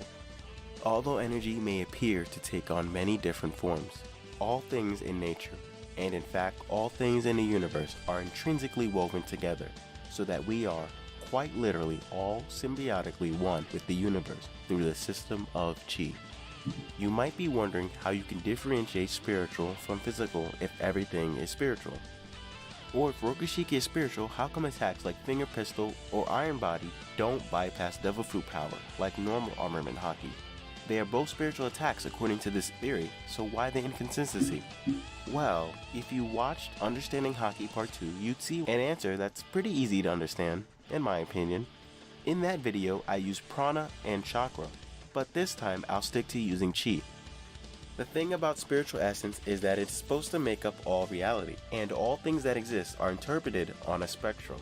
One way you can look at it is that on one end of the spiritual spectrum you have physical, while on the other is spiritual, and all things in between. Since physical is on the spiritual spectrum, it would be considered spiritually physical, and spiritual would be considered spiritually spiritual.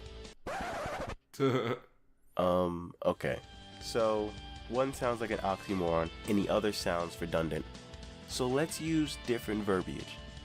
Instead of physical, we'll call it earthly, and heavenly will replace spiritual. Okay. What if you just use energy? It's better, like, you use physical energy and then spiritual energy or something, you know? I mean, I don't know. It'd probably be less confusing. But go ahead. What was you? Because if you notice, like, if you look at the spectrum, chi and energy are actually on, the word energy is on there. So that's one of the reasons why I just wanted to make it more known that it's not just physical energy, like, you know, what's powering your phone. It's much more has to do with you as a human being with a body having, or well, in the context of One Piece, their bodies having access to these different types of chi. Earthly works really well because it also correlates with my chakra theory, which is the root chakra is the same thing as I'm saying in this, and the element of the root chakra is earth. And I just want also using those words is very deliberate because it helps get you into that mindset. Earthly and heavenly is very important because I could use the physical and spiritual, but the earthly and heavenly is important in getting you in touch with that Eastern mentality. Yeah. Because I'm sure you've heard in a lot of animes this concept of heaven and earth being contrast. Because in Western, it's a lot more heaven and hell. These two are the opposites. These two are the ones that are supposed to contrast each other. Yeah. But in a more Eastern ideology, it's really heaven and earth. Okay. There's the earth that you're initially attached to, and then there's the beyond up into the heavens. And if you notice, there's a particular Haki ability that's often correlates or has some symbolism to do with heaven. When Treble meets Doflamingo and he finds out he has Conqueror's Haki, he's like, you got power from the heavens. You ever notice that when Conqueror's Haki clash, it makes the sky split? Sometimes they say the heaven. You know, I think that's very deliberate on Oda's part. Angel said, now, Earth and Heaven scroll from Chunin exams. Yeah, exactly. The two most powerful curse marks in Naruto was Sasuke's, I think he had the heaven mark, and then Kimimaro had the earth mark. Yeah. I think there's a scene, it might not be in the anime, it might not be in the manga, it might be anime only, but I think Blackbeard, when he gets the darkness fruit and the quake fruit, he says something like he has the power to shake the heavens and greatest power on earth. Something, he says some comment about heaven and earth. Like it's just an Eastern thing. And I want to get people exposed to that and thinking of it as earthly and heavenly. Yeah.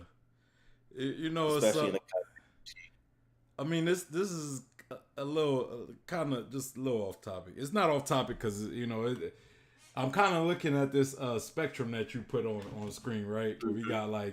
We got it's going from matter, energy, spirit, space, divine, and mm-hmm.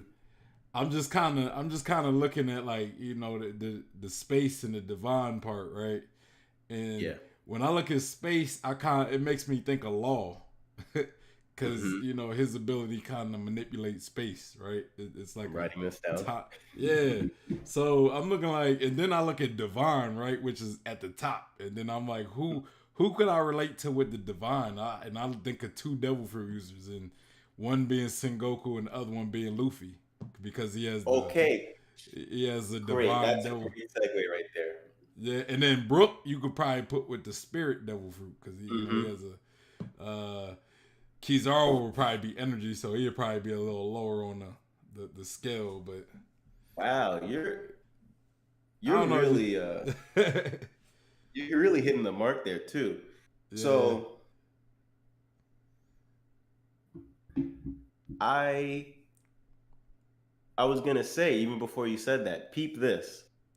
Look at the matter and look at the color associated with matter. It's black. It's like it's showing this is the most black, right? Yeah. And then if you look at the divine, it's the most white. Now, Arm Haki has shown to be the color black, Black. right? Yeah. So that's the most physical application of Haki. Now, what have we just seen with Luffy? Wasn't his hair white, or he was like? Yep, he's become white. Yeah. He's become divine. He's become a god. Man, I don't like this logic though, man. It's just I could see it just being fed to like racist people, just like, hey, no. black is at the bottom, like. So that's the thing I don't want to too. go on there. This isn't a higher. This is not a hierarchy. Yeah. It's a spectrum. It's a spectrum. None of this is superior to the other. Okay. That's also one of the things I try my best to help people understand, because yes, it's steps, right? It is, in a way, there's an elevation to it. But think about this. Is your third step superior to your seventh step? Like, no, there's steps. You just need all steps to get up the stairs. Like, that's it. Right. You just need to get to the next one. None of it is superior to one another.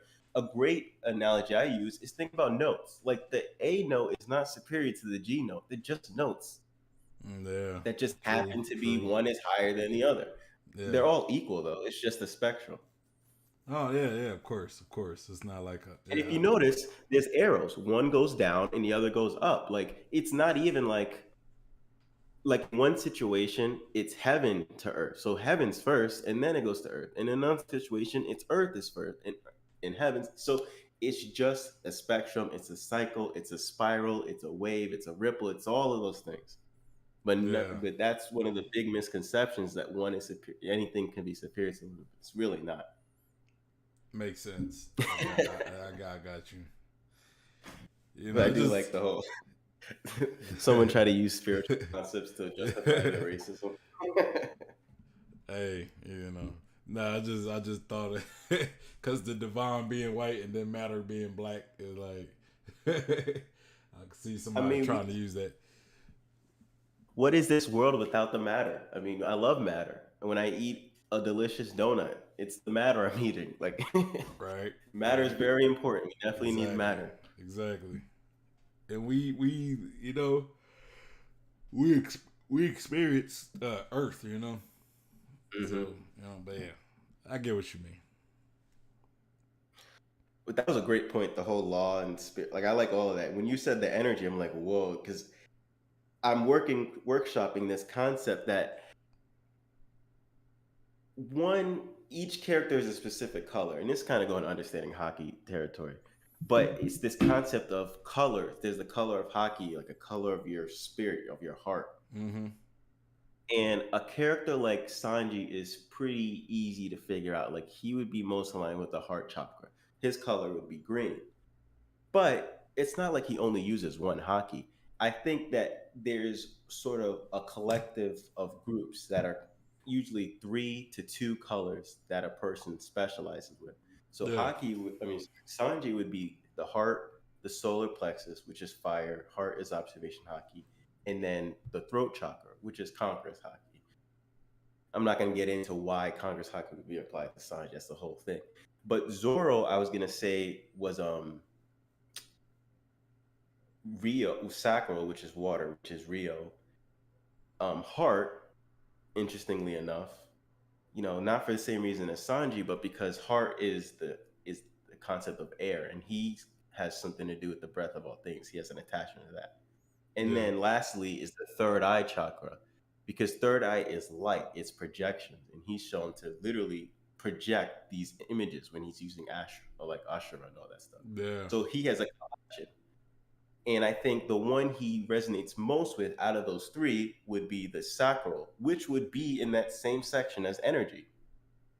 matter would be root and sacral would be energy. So the fact that you even said that was like so spot on with my own. Yeah, I figured Zoro being a divine with Ashra, because Ashra seemed like more of a divine presence, and seeing how Zoro's a very spiritual as well. Is basically divine. Yeah, and seeing how Zoro's pretty spiritual. But he's confirmed to be, his type of Haki is confirmed to be armament. Yeah. Oda said it in a SBS. He said Zoro's armament, Sanji's observation, Luffy's conquerors. So they do definitely have a specific color, but I do think that they have like two others that also they're very compatible with, that are kind of like secondary colors for them. But anyway, that was such a long tangent. But great conversation. We're definitely only doing this video today. yeah, I was down like, man, we almost halfway done with this one, so yeah, we're pretty much halfway. So we're not gonna go into that, but okay. Yeah, so we could probably do. I don't know. We'll talk about when we'll do the next one, and but yeah, we could do it weekly. Now let's begin our final voyage in linking Rokushiki and Haki. Earthly would represent Haki in its most physical form, which is Rokushiki, and Heavenly would be Haki in its most spiritual form, aka Conquerors. What I believe Haki to be is regular ki vibrated at rising levels of frequency. To better understand how this relates to Rokushiki, let's look deeper into what Doriki is. So, what we know is that even the average soldier, untrained in the ways of Rokushiki, would have a power level of 10. This means the power capable of performing Rokushiki exists in everyone. And as we know, ki, and by extension Haki, exists in everyone. However, only some can actually utilize its ability. Now, Doriki doesn't represent the level of one's overall chi or Haki, but rather a specific frequency, the lowest frequency of them all, the earthly chi. Now, I'll make this quick. So it's like I was just saying, it's not a hierarchy. It's not a range. It's just a range. I definitely have to screenshot this own video because I could use it for understanding Haki. It kind of gives a good understanding how it works. Rokushiki at the bottom, basic armament is like in the middle because it uses both the physical aspect of hardening, but also the aura that allows them to hurt devil fruit users.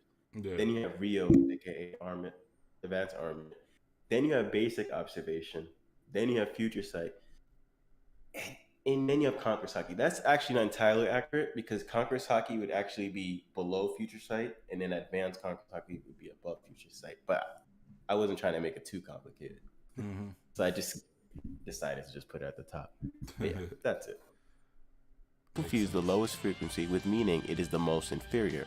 You can't rank the levels of frequency of chi in terms of superiority in the same way you can't do so for musical note.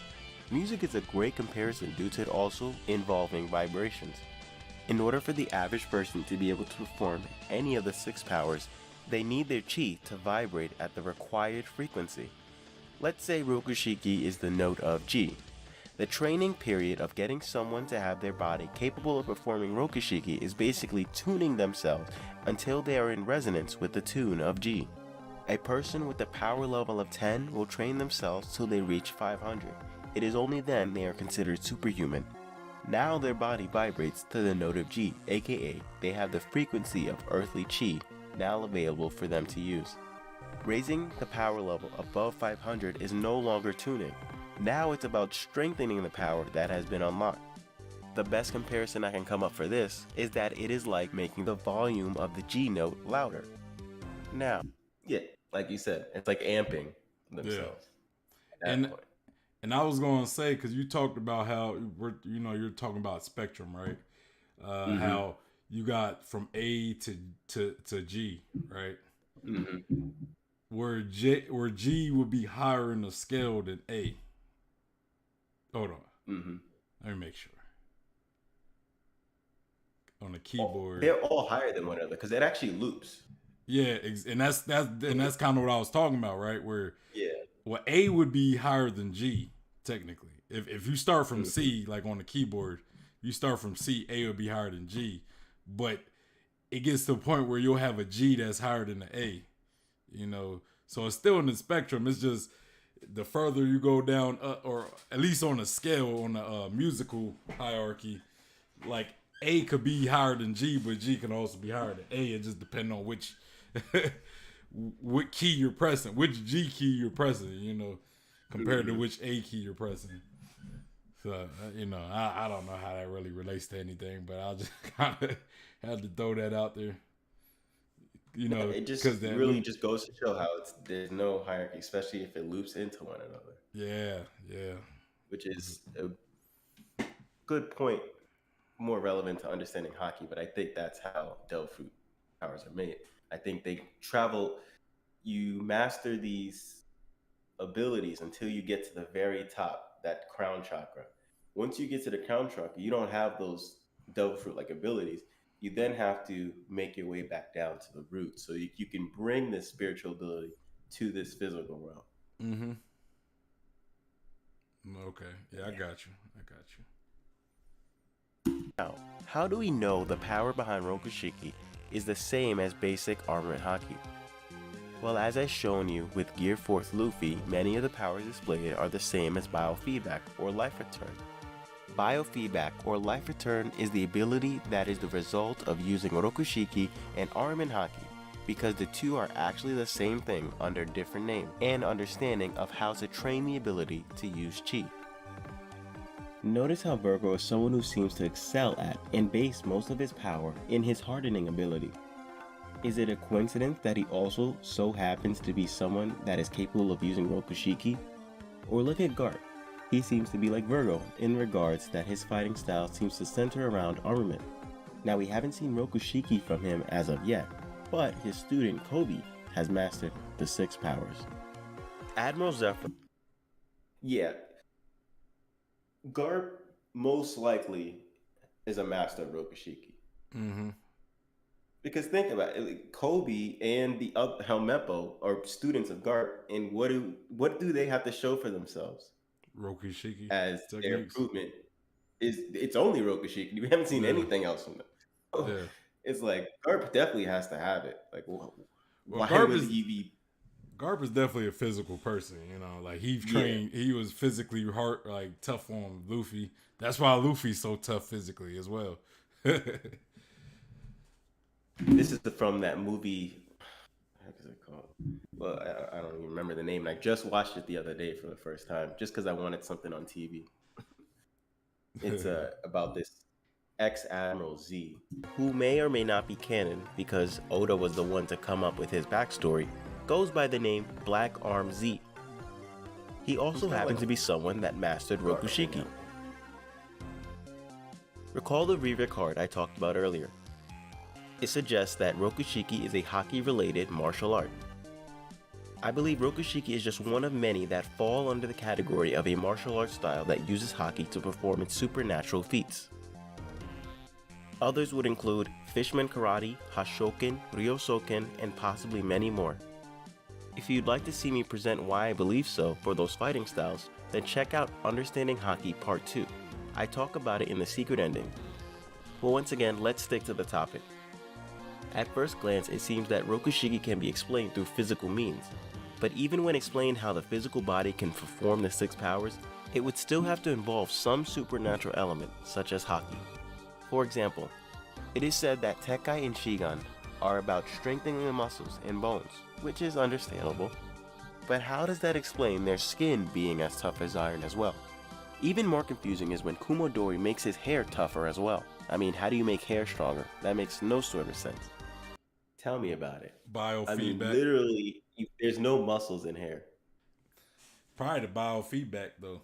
You know, like if you could consciously control it, you could probably consciously strengthen it. Yeah, I mean, even though you're right, there's no muscle. You can only strengthen something with controlling something and strengthening are 2 different things. But you can strength if you can control the matter of it, right? That means you can reinforce the matter. But how can you can't really control the matter of it just by, that's like if I can manipulate this puppet. If I was a puppeteer, right? I can control a puppet's movement. I can't just make it stronger magically. That's what we're led to believe with how life return works. It's just that he can control its movements. Yeah, but I'm saying maybe he can control the maybe with biofeedback he can control the very matter itself to where he can reinforce the matter. You know what I'm saying? Like That sounds more like changing the matter itself or enhancing it. But even then, it's like if I could manipulate water with a spoon, I can't then turn it into apple juice. You see what I'm saying? Like, you can physically control something. That doesn't mean you can change it. I can't, no matter how much, even if I can manipulate the molecules, let's say I had the power to manipulate, like, it's not going to just magically happen without something added to it, is what I'm saying. You got to add something to it. You know, there's this concept of density. So if I have a piece of paper, I can make it like into a ball, which sort of makes it more dense, but I can't increase its weight. Yeah. That's what I'm saying. It's like without increasing its weight, you can't increase its durability. Yeah. So that's what doesn't make sense. There's something added there. See, with Arm and Haki, it's different because it's a spiritual energy, right? It goes beyond what's physically understandable. Mm-hmm. So that's my whole point with the hair. It doesn't make sense how he can make it tougher. Like, even if he made it denser, that would actually mean his hair would get smaller. Yeah, that's true. But as you see, his hair stays the same size. It just gets tougher. Yeah. Nah, it makes sense. It makes sense. I get what you're saying now. Angel said another example of some using a basic Rokushiki is Zoro, who uses Rankyaku with his swords. Rankyaku. When did Zoro use that? Yeah, I see what he's saying. It's like an extension of it's kind of like he's applying Rokushiki to his swords. Oh, I don't remember that instance. I have to. It's his that he goes 360 pound, 720 pound. You know, he does those pound attacks. It's like he used it. I think he might have used it the first time to beat that guy from Skypiea. Yeah. He even used against. He didn't use it against King. Remember, he was falling off Onigashima. He even kind of like did Geppo with his swords. He was like he did Skywalk using his swords. He was able to bounce himself off the air. So yeah. Ace says same with the guy from Wano who made his hair into fire spikes. I actually don't remember who that is. The guy who used fire spikes as his hair. Ace, you had to boost my memory. What chapter or Hyogoro? what? The old man. Oh, you mean he said the old man, so I'm assuming Hyogoro. Hyogoro did that. When did Hyogoro do that? I think maybe just the concept, the fact that his hair has fire, that is supernatural in and of itself. Like, that's weird. I think that has something to do with the third form of Arm and Haki. That's another video for another day. Another video from another day. Yeah, I had to look at I had to find that moment you're Hey Ace, if you're in the Discord, if you can send me the panel that you're talking about, right? Like or the chapter or just something like where you could reference so I could see what you're talking about, because I'm right now and I can't remember that moment that you're talking about. But yeah, it'll definitely be Hyogoro who you're talking about. But yeah. All right. Play this. It'd only be explainable through supernatural powers being used. In this case, earthly chi, the same being used for basic Arm and Haki. Oh, that's a big reason why I didn't want it to just be called physical energy. Just because it's like physical energy is like, calories. Mm-hmm. It's like you eat a hot dog and eat anything, and now you can run. And I really wanted to get this concept of like, this is earthly chi, earthly Haki. It's not just the energy you burn on the treadmill. Like, it's supernatural thing being applied to these fictional characters. Yeah. That's another reason why I chose. I didn't want to get that confused. No, I got you. Yeah, I mean, yeah, you're right. I get why you didn't want to do it. Angel said, I thought his girl hair is just shaped like fire. Yeah, it's like fire-ish. I didn't think it was actual fire. I think it is actually. Hold on. Yeah, I think it's kind of shaped like it. I don't think it, because I don't remember it like just moving like a flame. It kind of stays. Yeah.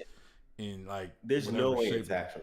That'd be insane if it's actual. Yeah. It's It's not like King where we see him in the fire is actually moving like fire. Mm-hmm.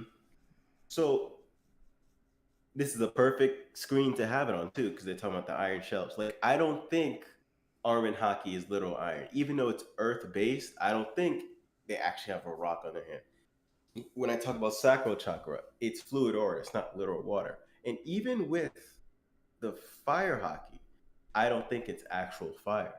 I don't think Diablo Jamba is literal fire. I don't think what King does is literal fire, but rather their aura matching the frequency of fire. Mm-hmm. Well, I actually could get behind that. Like I get what you mean. Same with probably Luffy when he does like his fire fist attacks. Mm-hmm. No, I'm with you right there. Okay. Earthly chi, at its most physical level, only affects the user's physical body. This is the reason Rokushiki doesn't get past Devil Fruit defenses despite being Haki. Remember, I'll let it keep playing. When Rayleigh explained why Armin Haki hurts even Logia users, he stated that it was the aura around their bodies that does the damage. Traditional Haki is trained all around. You learn to toughen and manipulate the body, but not to the degree that Rokushiki users do. The trade-off is that they activate their aura, and while some like Luffy or Smoker may not have mastered the manipulation of their aura to the point that they could use advanced Armin Haki, their spiritual aura is present enough that they're able to bypass Devil Fruit defense. Also, many people believe that black coating. Okay, so if you remember when I had that range of chi and the next it was the Haki abilities, this is why I put basic armament in between Rokushiki, which was under, and Ryo, aka advanced armament Haki, over basic armament. Because basic armament is like, it's not, if let's use in simple numbers, right? A spectrum of 1 to 7. This is the 7 chakras. And you have 1 is root and 2 is sacral. Basic armament is like 1.5. That's where it lays in the spectrum. It's in the middle of both. It's just enough for it to cover both categories. And if you want to strengthen, you could take 2 paths. You can go one direction, which is more Ryo. You can go the other direction, which is more Rokushiki. It's like from that point, you make that choice. Or you give it enough time, you'll learn both. Yeah. So this is one of the big things I want people to get, because that's probably the most common pushback I get to this theory is like, well, Rokushiki doesn't hurt Devil for you, so it can't be Haki. It's like, well, I think Haki isn't just limited to being able to hurt Devil for users. It could be applied. Armament Haki specifically could actually just be physical based, which is Rokushiki. Here's an interesting thing. So Garp was the first instance really of Armament Haki being used. It wasn't called out by name. They didn't say, Garp didn't say, I use Armament Haki to hurt Luffy. But it was the first instance because it was highlighted, Luffy's rubber. How can Garp hurt him? So here's the interesting thing. Garp says it's because I use the fist of love. Now, you can use that as a gag. He's just joking. But there might actually be a more literal interpretation of that. The reason is, I was saying earlier how Rokushiki correlates with a lack of free will. And then I said I didn't hammer in enough that it also has to do with lack of emotion. Think about this. Rokushiki gives a person an iron body. Yeah. Now, who do we know in this series has a naturally iron tough body besides demons or Big Mom? You said demons. Luffy. Not Luffy. Well, it's not natural. He 'Cause doesn't have he's a devil. naturally iron tough body. He trained all his life. Uh, People born with it, the Vinsmokes, they are okay. literally born with iron tough bodies. Yeah. Ace said Sanji. Yeah, Sanji not because of his mom, but he now does have a naturally iron tough body. The Vinsmokes have naturally tough bodies. What are the Vinsmokes also? Emotionless. Yeah. It's almost as if they kind of traded in their emotions for power. So I do think emotions are power. And in the concept of spirituality, there's this thing called the emotional realm. It's right above the physical, just like how I say root is right above the sacral. So could Armored Haki, could that aura that they use literally be a manifestation of their emotion, of, when you say the fist of love, love is attributed to the heart and emotions, all that stuff. That could be why it is Armored Haki works against devil fruit users, because it's not really attacking their physical body. It's attacking their spiritual body. It's attacking their emotions. Yeah. Yeah. That's the fist of love that can't be blocked. Let me read these comments real quick. Ace says, "You're right. It's not his hair. He extends his aura, which is shaped like fire." And then Angel said, "Like transmutation in Nin." Mm-hmm. Then Ace said, "Chapter 1006. I guess that's the chapter he's talking about. I'll go check that out in a bit." Angel said, "But with Haki, you can do all 6 types, I'm guessing." I think he's referring to Ned. That's a great point. So, one of the things that got me onto this whole looking into Haki, the potential of Haki, was Nen from Hunter x Hunter. My first big theory, One Piece theory, was about cursed swords. Yeah. And how I said, I think Haki is in these swords. And I used Google Translate to put Haki is spirit. That was my interpretation of Haki, was Google Translate telling me that it means spirit. Yeah. I hadn't even been at the point that I knew what chi was, and I knew that the word ki was in Haki. I didn't know any of that. All I knew is that in Google Translate and on the wiki, it says that Haki can mean spirit. Yeah.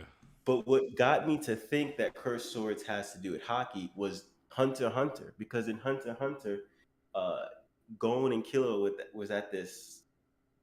It was kind of like an auction.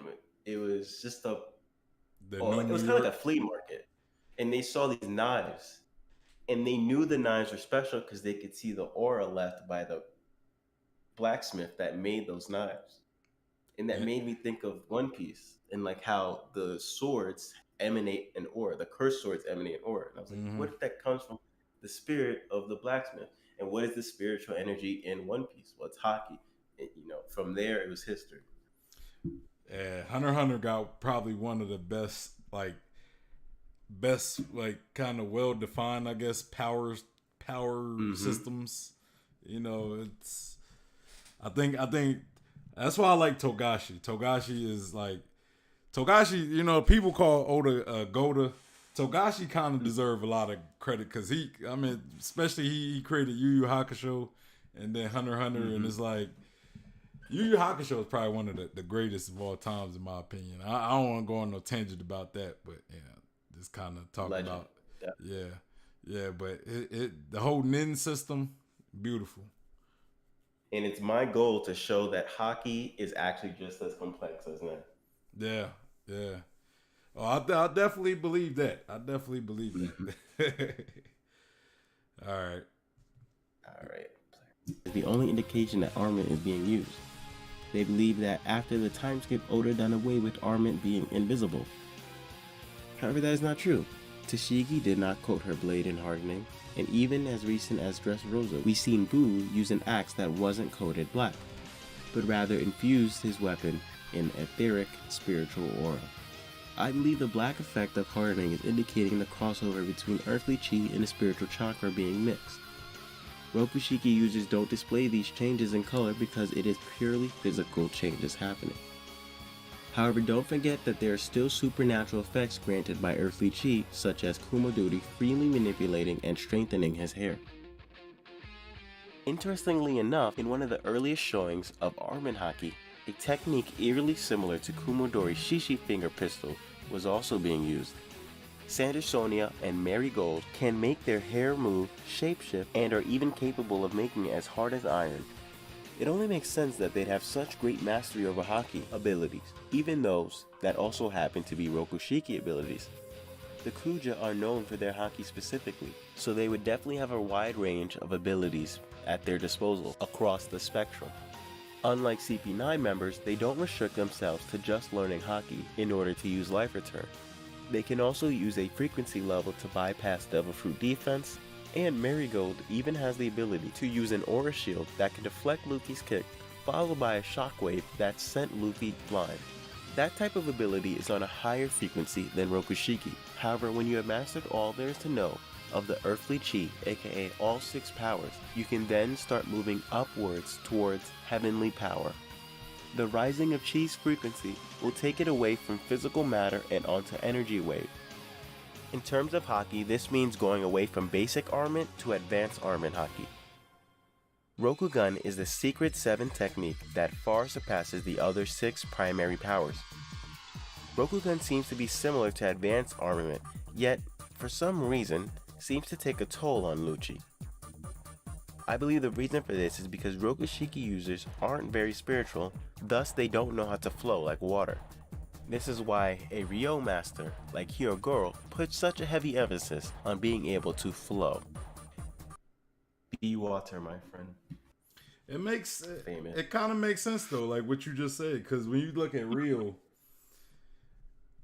like I don't know, I kind of would kind of compare it to when I guess Lucci does it.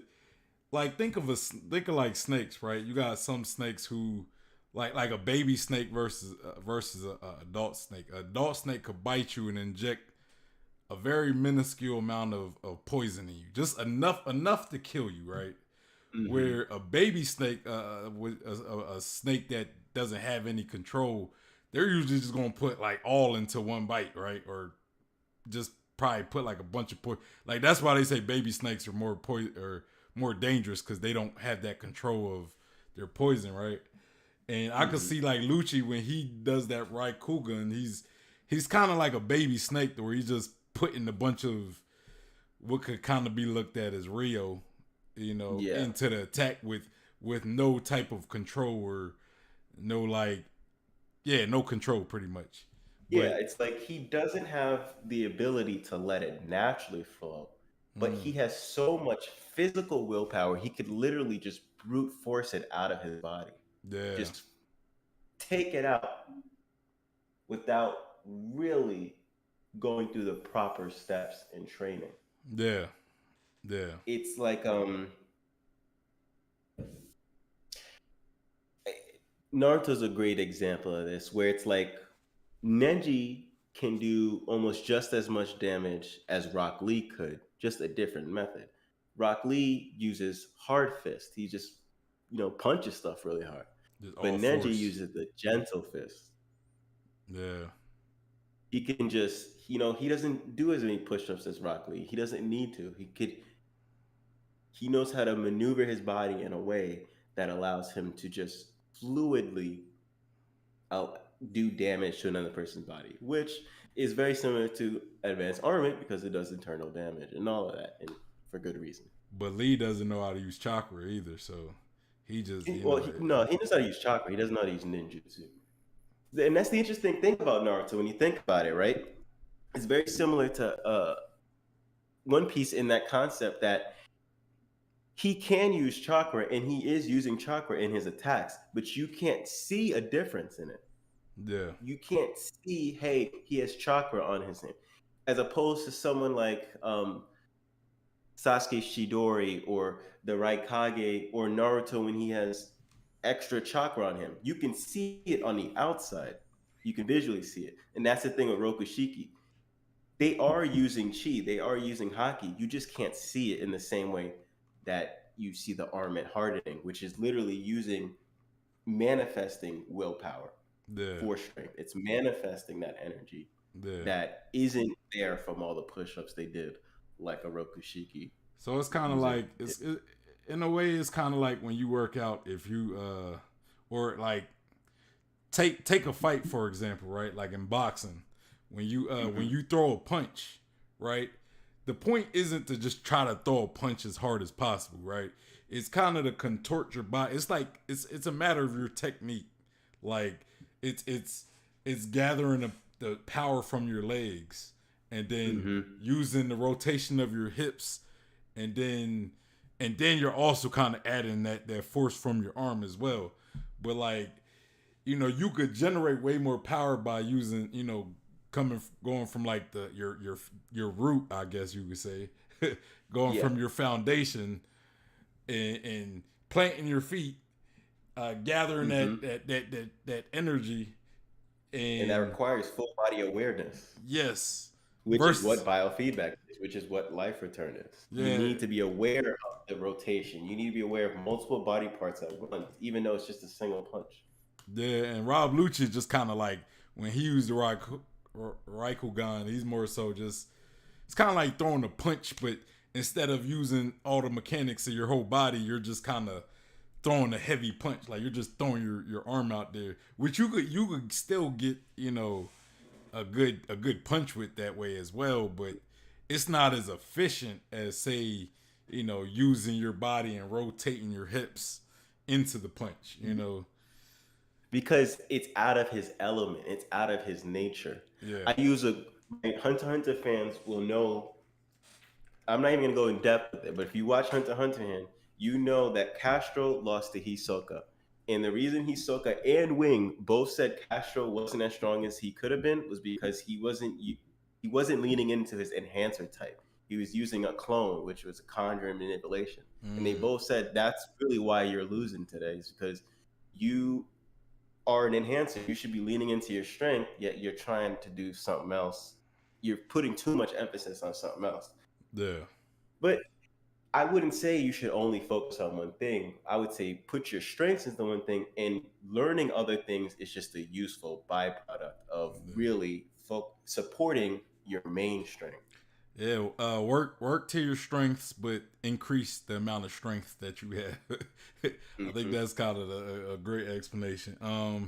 Angel's Room said, "I'm really loving this video. I like Rock Lee comparison with Rokushiki."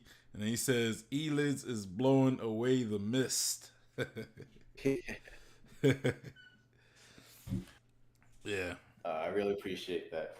And this is just one video that I have my Understanding Haki videos. And I'm actually, this is a good time to just go into this a little bit. I'm actually going to basically remake my Understanding Haki theories. And I've been debating whether or not I should, but here's why I should, because you got to imagine, I was learning this stuff as I was releasing these theories. Yeah. Imagine if I was writing an algebra textbook and I had just learned algebra. Yeah. Not just learned, I'm literally learning algebra as I'm writing the textbook. Like, that'd be the worst algebra textbook ever. Not to say that I made the worst theories. I made really good theories, but I've learned so much in these 2 years that I could really just make an even better, more structured theory. So I'm actually in the process of remaking. So it's going to take a long time. I'm going to have to rethink how I'm going to release these. Yeah. I'm thinking of like remaking the first part 3 and then just making one final part. Yeah. I mean, I think there's a good way you could really make it, but I don't have the answers for you right now, but I could definitely help you if you just on, maybe strategy how to release it. And I don't know. Or just make another part, one or the other. Make like a understaking. When I get through rewriting these chakra theories, before you get to the whole devil fruit and light and whatever stuff, I'll definitely run it by you. Yeah. All right, let's continue. Because Lucci doesn't let it flow, they have to force the aura out of themselves with brute force. Now, with all that in mind, it still seems like a bit of a bad idea to prioritize Rokushiki over traditional Haki. If CP9 just had a bit of their own free will and were able to use some observation and armament Haki, they would have certainly defeated the Straw Hat. Not only that, but CP0 members use Haki. So then, why wouldn't they just learn it? They're gonna need it for when they're promoted anyways. Actually, I believe the answer lies within CP0. You see, Rokushiki is a government secret. They can't just teach it to anybody, it's too powerful. When used to its fullest extent, it would make for an ultimate warrior. The world government needs to know just how devoted you are before allowing a human weapon to have its own free will. This is probably... So that's all the more relevant now that we've seen what happened in the latest chapters. They are not going to give their ultimate martial art to somebody that's disobedient. Mm-hmm. Somebody that would rebel. And CP9 did actually rebel against the world government for a time. Now, we don't know what went down in the time skip, but all of a sudden, Rob Lucci's in the CP0. I think that's I think what happened, I don't think they rebelled. I think after they failed in this lobby, I think to save his butt, Spandam kind of threw them under the bus. You know, Yeah, and that led to the cover stories, which showed that they were rebelling against the world government. Well, the world government was after them, you know. Yeah, but they had no choice. Yeah, but it's the fact that they had no choice. So what they chose to do was rebel. See, they're not gonna. CP0 would never even have a choice to rebel. If they were to get screwed over, then they're just getting screwed over. Case in point, what we've seen in the recent chapters. Yeah. Why he said to Drake, he's like, I envy you. Because he knows what he's going to do is just going to get him killed, but there's nothing he can do about it. Yeah. Angel said, ELiDZ and Evil really got me wanting to watch theory videos in my free time. Hey, bro. Ain't nothing wrong with it. But hey, if you follow my channel, I'll be doing these theory videos all the time. So, you know, you watching them with me. But yeah, or you can watch them on your free time. That's cool too. He says, but Spandam wasn't lying. Do Rob Lucci did allow that little to follow just so he can fight? That is true. That is a good point. Which is Rob Lucci like exercising some free will, but doing it in a way that's not open. Like, he's stronger than Spandam. He could just say, hey, you know what, I'm going to fight him. But he kind of had to do it in a secret way. It kind of made it seem like he's following orders, but at the same time... You mean him wanting to fight Luffy? So CP0 seems to not have... There's something. We don't know what it is. Maybe they're blackmailing. Maybe they have embarrassing photos of the CP0 agents.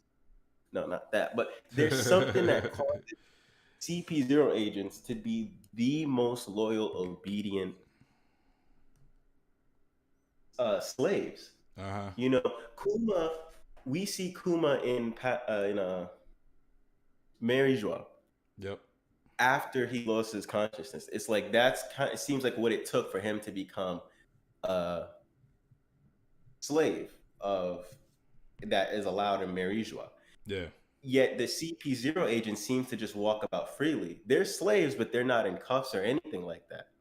That's just how much they trust in their ownership over CP0 agents. Yeah. So I don't think they got more free will in order to learn Haki. If anything, they got the opposite. Yet were taught how to use Haki. Mm-hmm. And their will is just so invested in the world government that it shows in their Haki. Yeah. Yeah, it makes I'll sense. even read what's on the screen right now.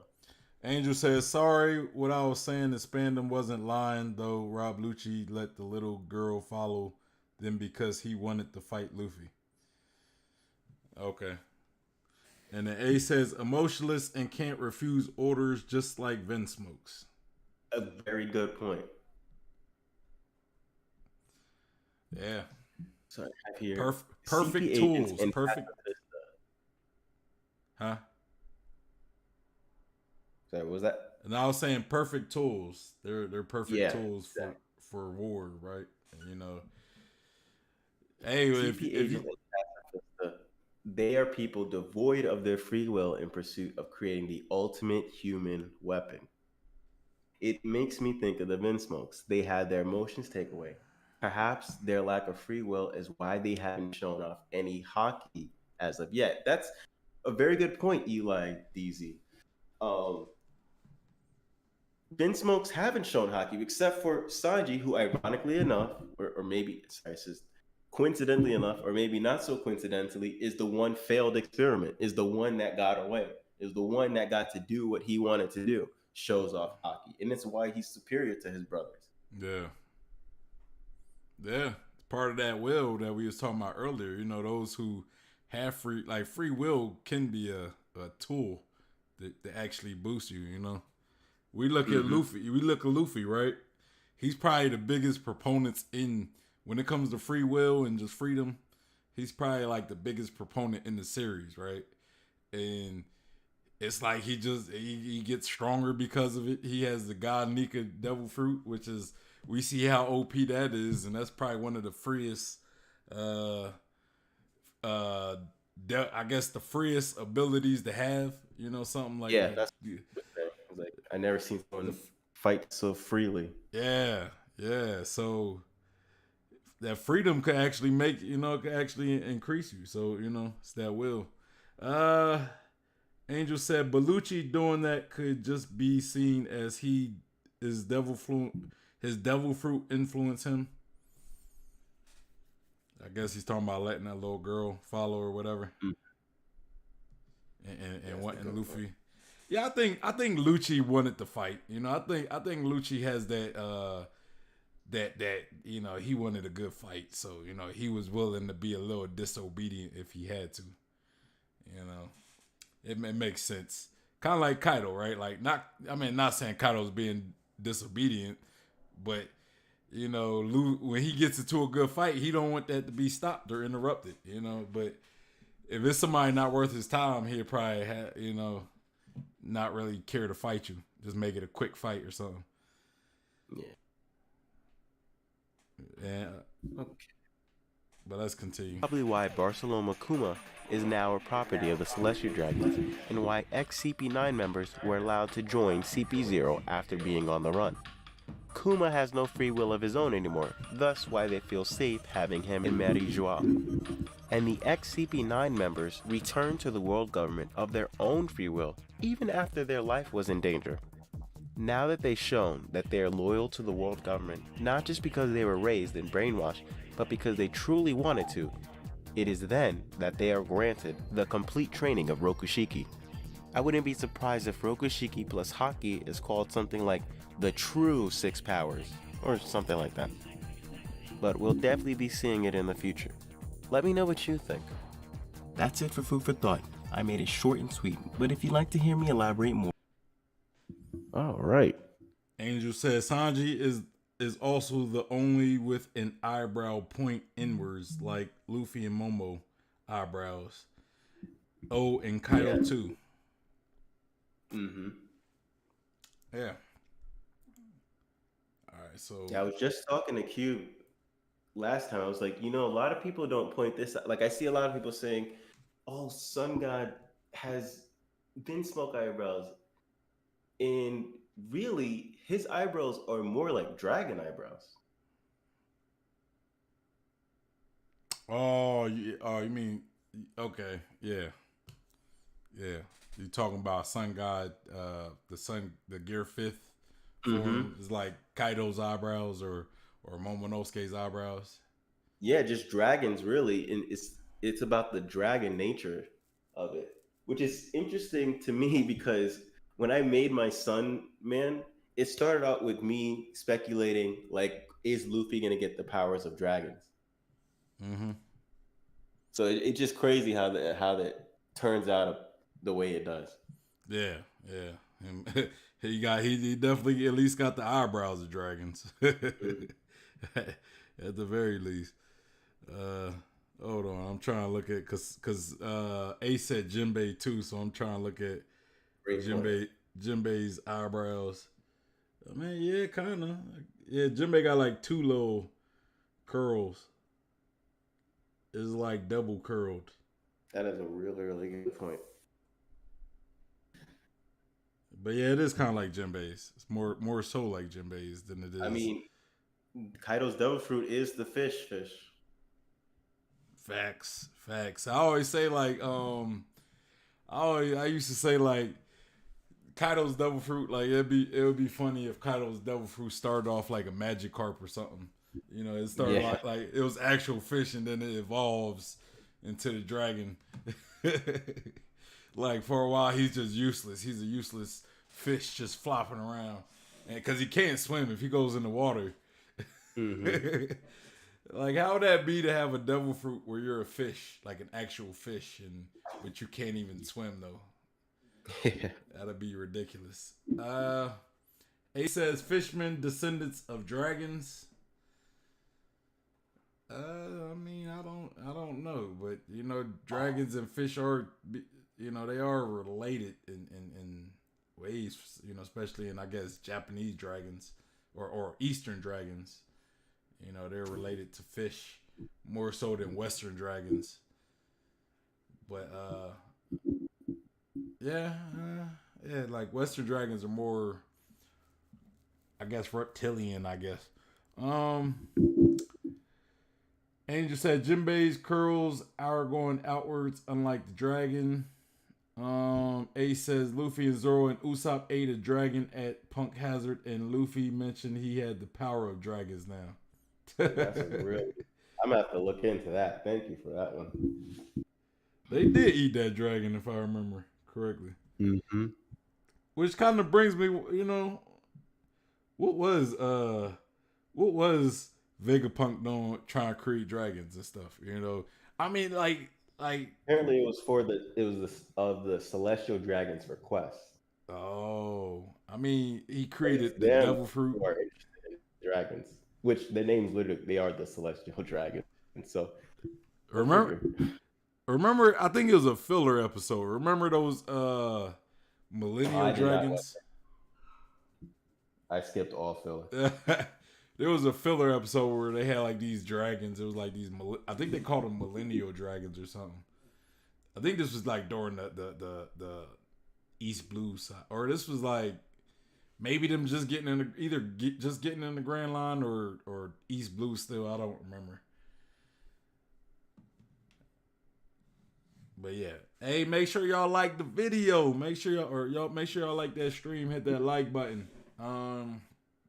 But yeah, so yeah, any I guess like looking back and rewatching this video, you know, were there any I guess ideas that you made in this video that you kind of like, I was a little wrong on that, like anything that, you know, something that you kind of want to change? You know, that like maybe something that you see. Yeah, this video was so highly detailed that it was so helpful in making my revised versions of Understanding Haki. Like, if I were to remake, which I am, not if I, as I'm making Understanding Haki, it's like each chakra has to get its own theory. That's how expansive it is. Mm-hmm. And this video in itself, it's essentially the Root Chakra video.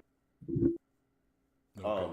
So what I would expand upon that, and I did say it earlier, was like I would explain more the emotional aspect in it, the power of emotions. The word emotion is interesting because it literally has the word motion in it. Yeah, it does. So it's about the vibration. It's about the frequency. I do believe that when they hurt somebody with arm and Haki, they're not just physically hurting them, but they're hurting a person with their own emotions. They're hurting a person with their own intent. Okay. You can even see this because, like I said, this is the orange color. It's the sacral. It's the Rio. Right? And what do we know about Rio?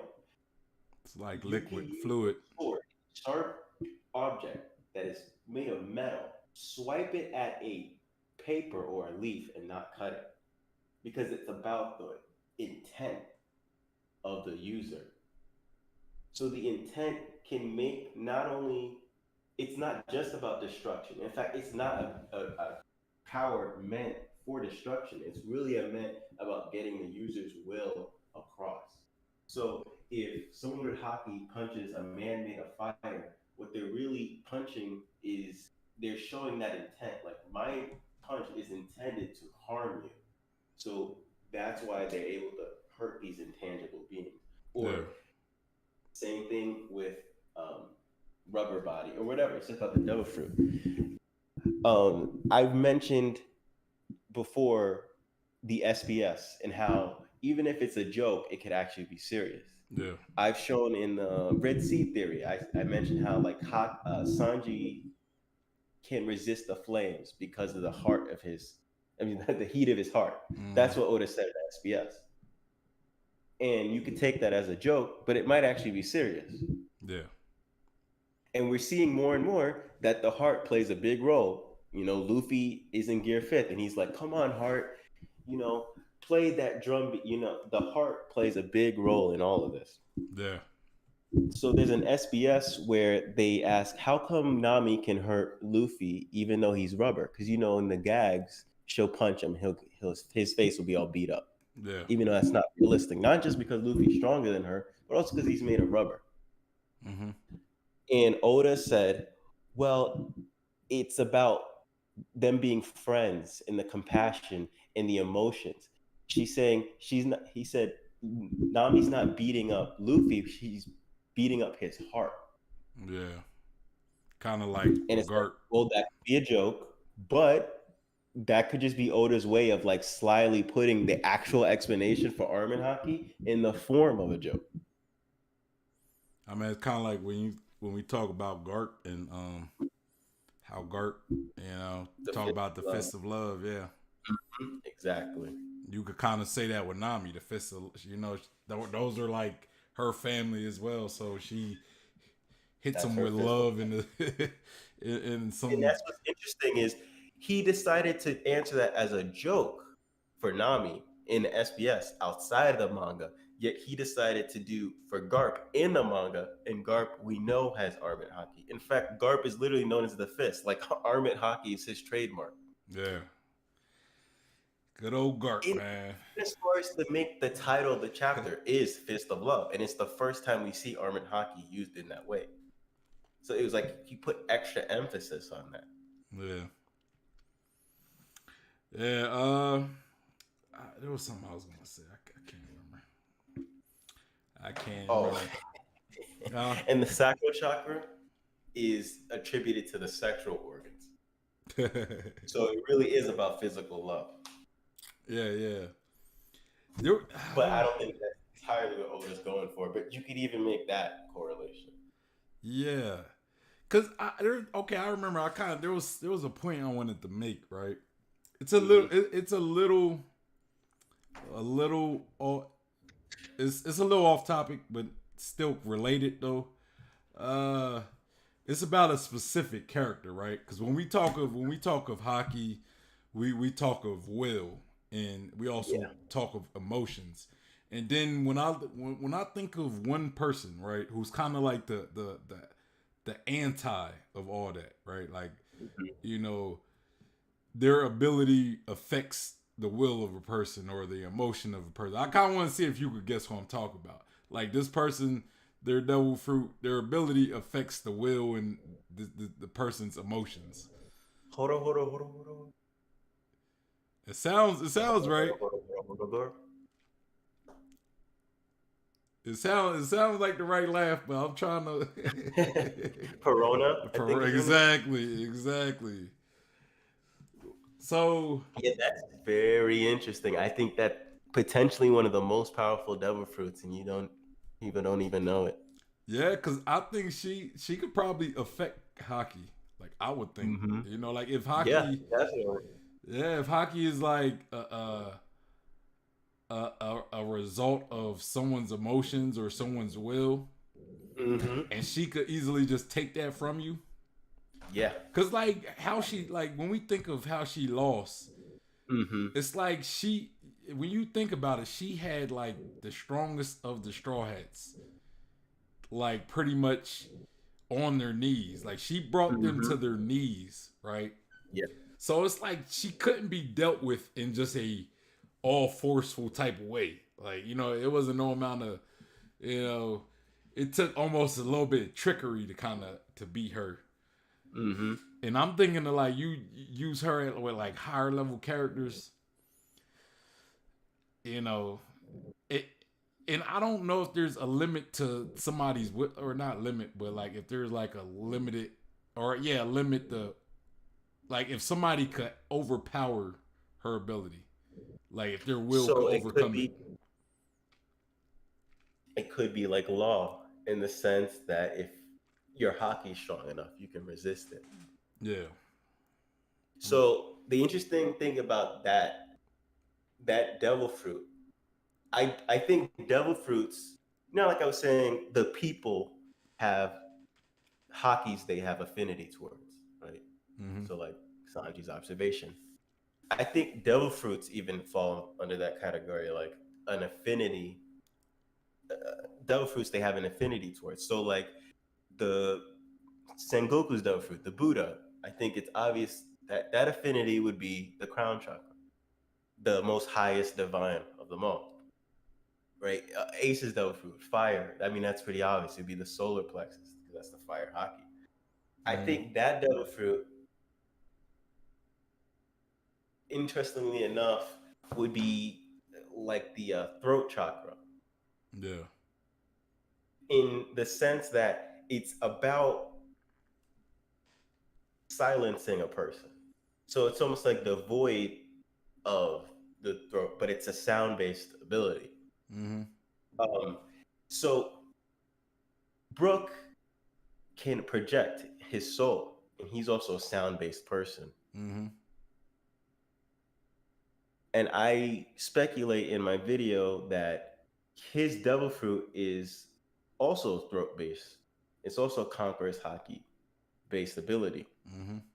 And with his devil fruit, he can hurt other soul-based beings. He can literally hurt it's like he can hurt the souls. Yeah. Then you look at Big Mom. She can also hurt the souls. She can her ability and Holo ability would go so well together. Because hers is almost kind of like the reverse. Yeah. Where instead of breaking people down, it's if someone is intimidated, if someone is like Usopp, they are the worst person to go up against Big Mom. Because again, she could attack a person's soul. So with the Horo fruit, it's literally she can spawn ghosts. Yeah. And she could hurt people on a spiritual level. It hurts their emotional power. It hurts their willpower. And I think those type of devil fruits can interact with haki. Another devil fruit that people might think is weak, but potentially is one of the strongest, is Corazone's devil fruit. And I've thought this for a long time, and then to my surprise, Law was able to replicate that ability. Yeah. And one thing I don't think a lot of people have really wondered is like, why did he make her silent? Like, what did that truly accomplish? Why did he need to do that? You could argue, okay, well, it was just to make the homies not hear her. But that has nothing to do, like, the homies don't have to hear Big Mom to come to her aid. Like, that's never been a thing where Big Mom has to voice her, has to say something out loud for the homies to help her. Like, homies are just, they're part of her, they're part of her soul. Yeah. But if Haki is a voice, if the soul is a voice, him silencing Big Mom is really not about her physically silencing her, but really cutting off her spiritual abilities. Mm. Oh, that's a good point. That's a good point. And if, let's say, a Haki is a wave of energy, a wave of vibration, but you have the sound barrier that literally cancels out vibrations, it's almost like you can cancel out Haki. Cause yeah, I did say, like, remember earlier I said, about, when I was in Taekwondo, you make, you make those, those or whatever, just to kind of, like, usually when you throw a kick or a punch, you usually make like a or something. Like even a lot of time when you see like boxers, a lot of time when they like air boxing, you hear, that's just another way to just kind of it almost helps you.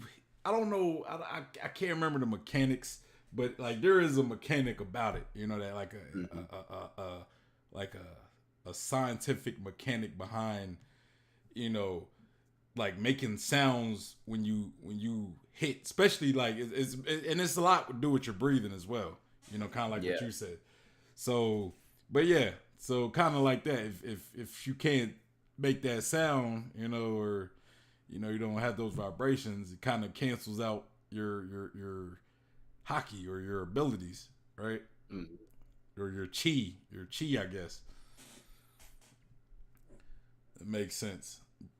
But yeah, man, you got anything else about like as far as the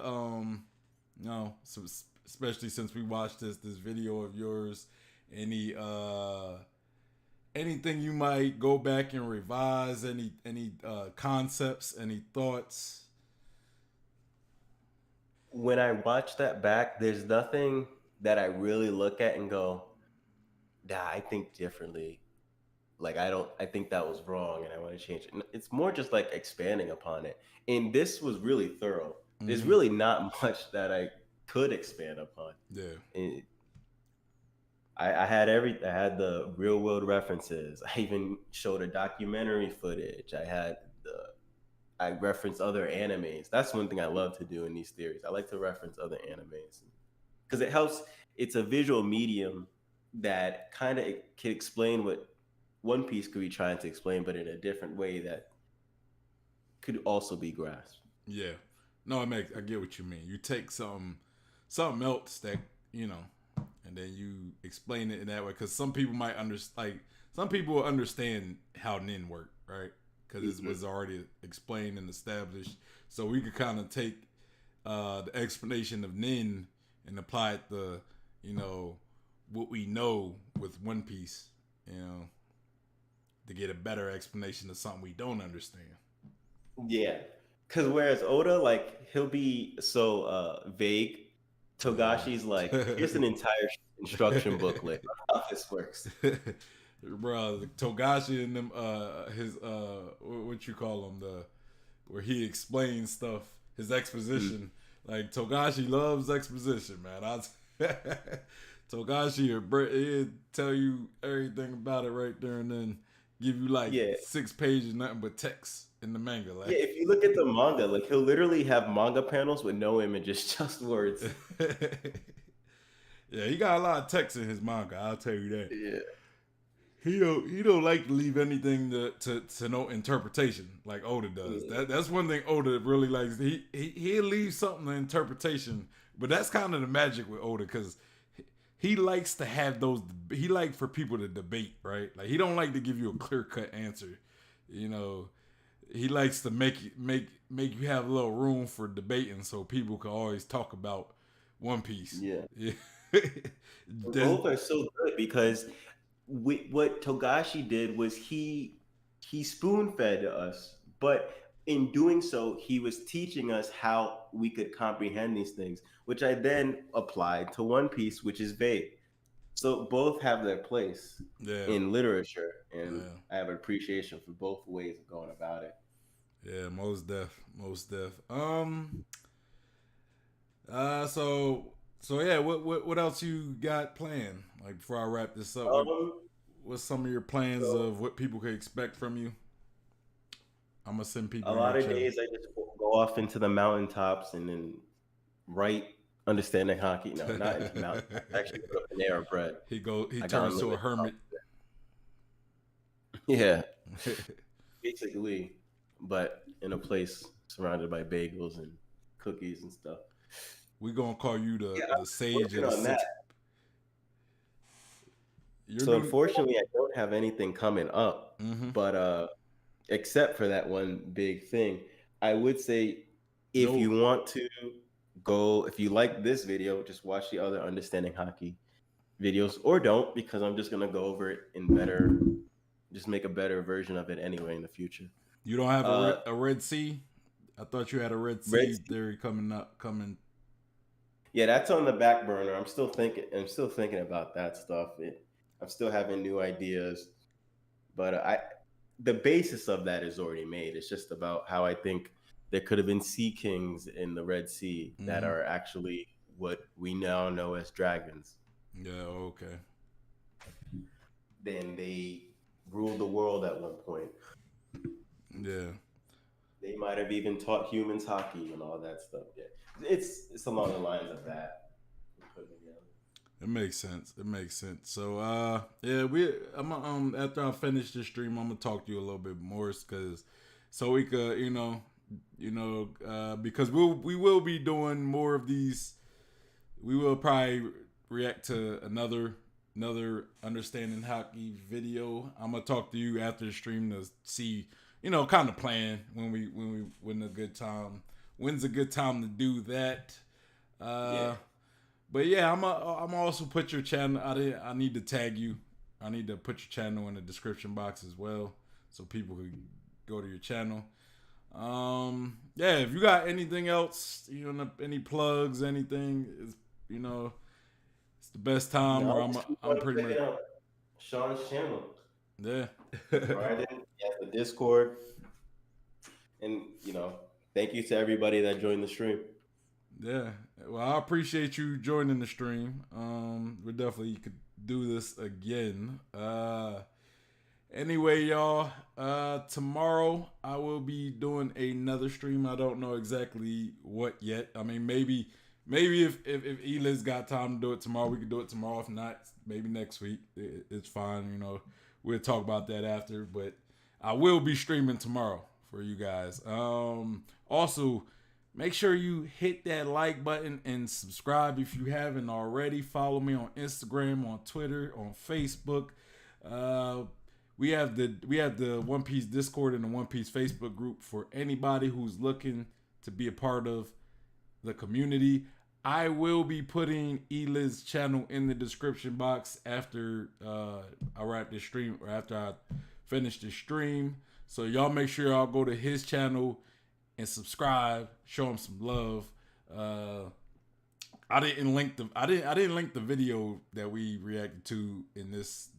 I didn't know what video we was gonna be reacting to first, so I didn't want to commit to anything. But I'm gonna link your channel. I'm probably not gonna link the video because I think I reacted to this video before, so I'm gonna link the channel instead.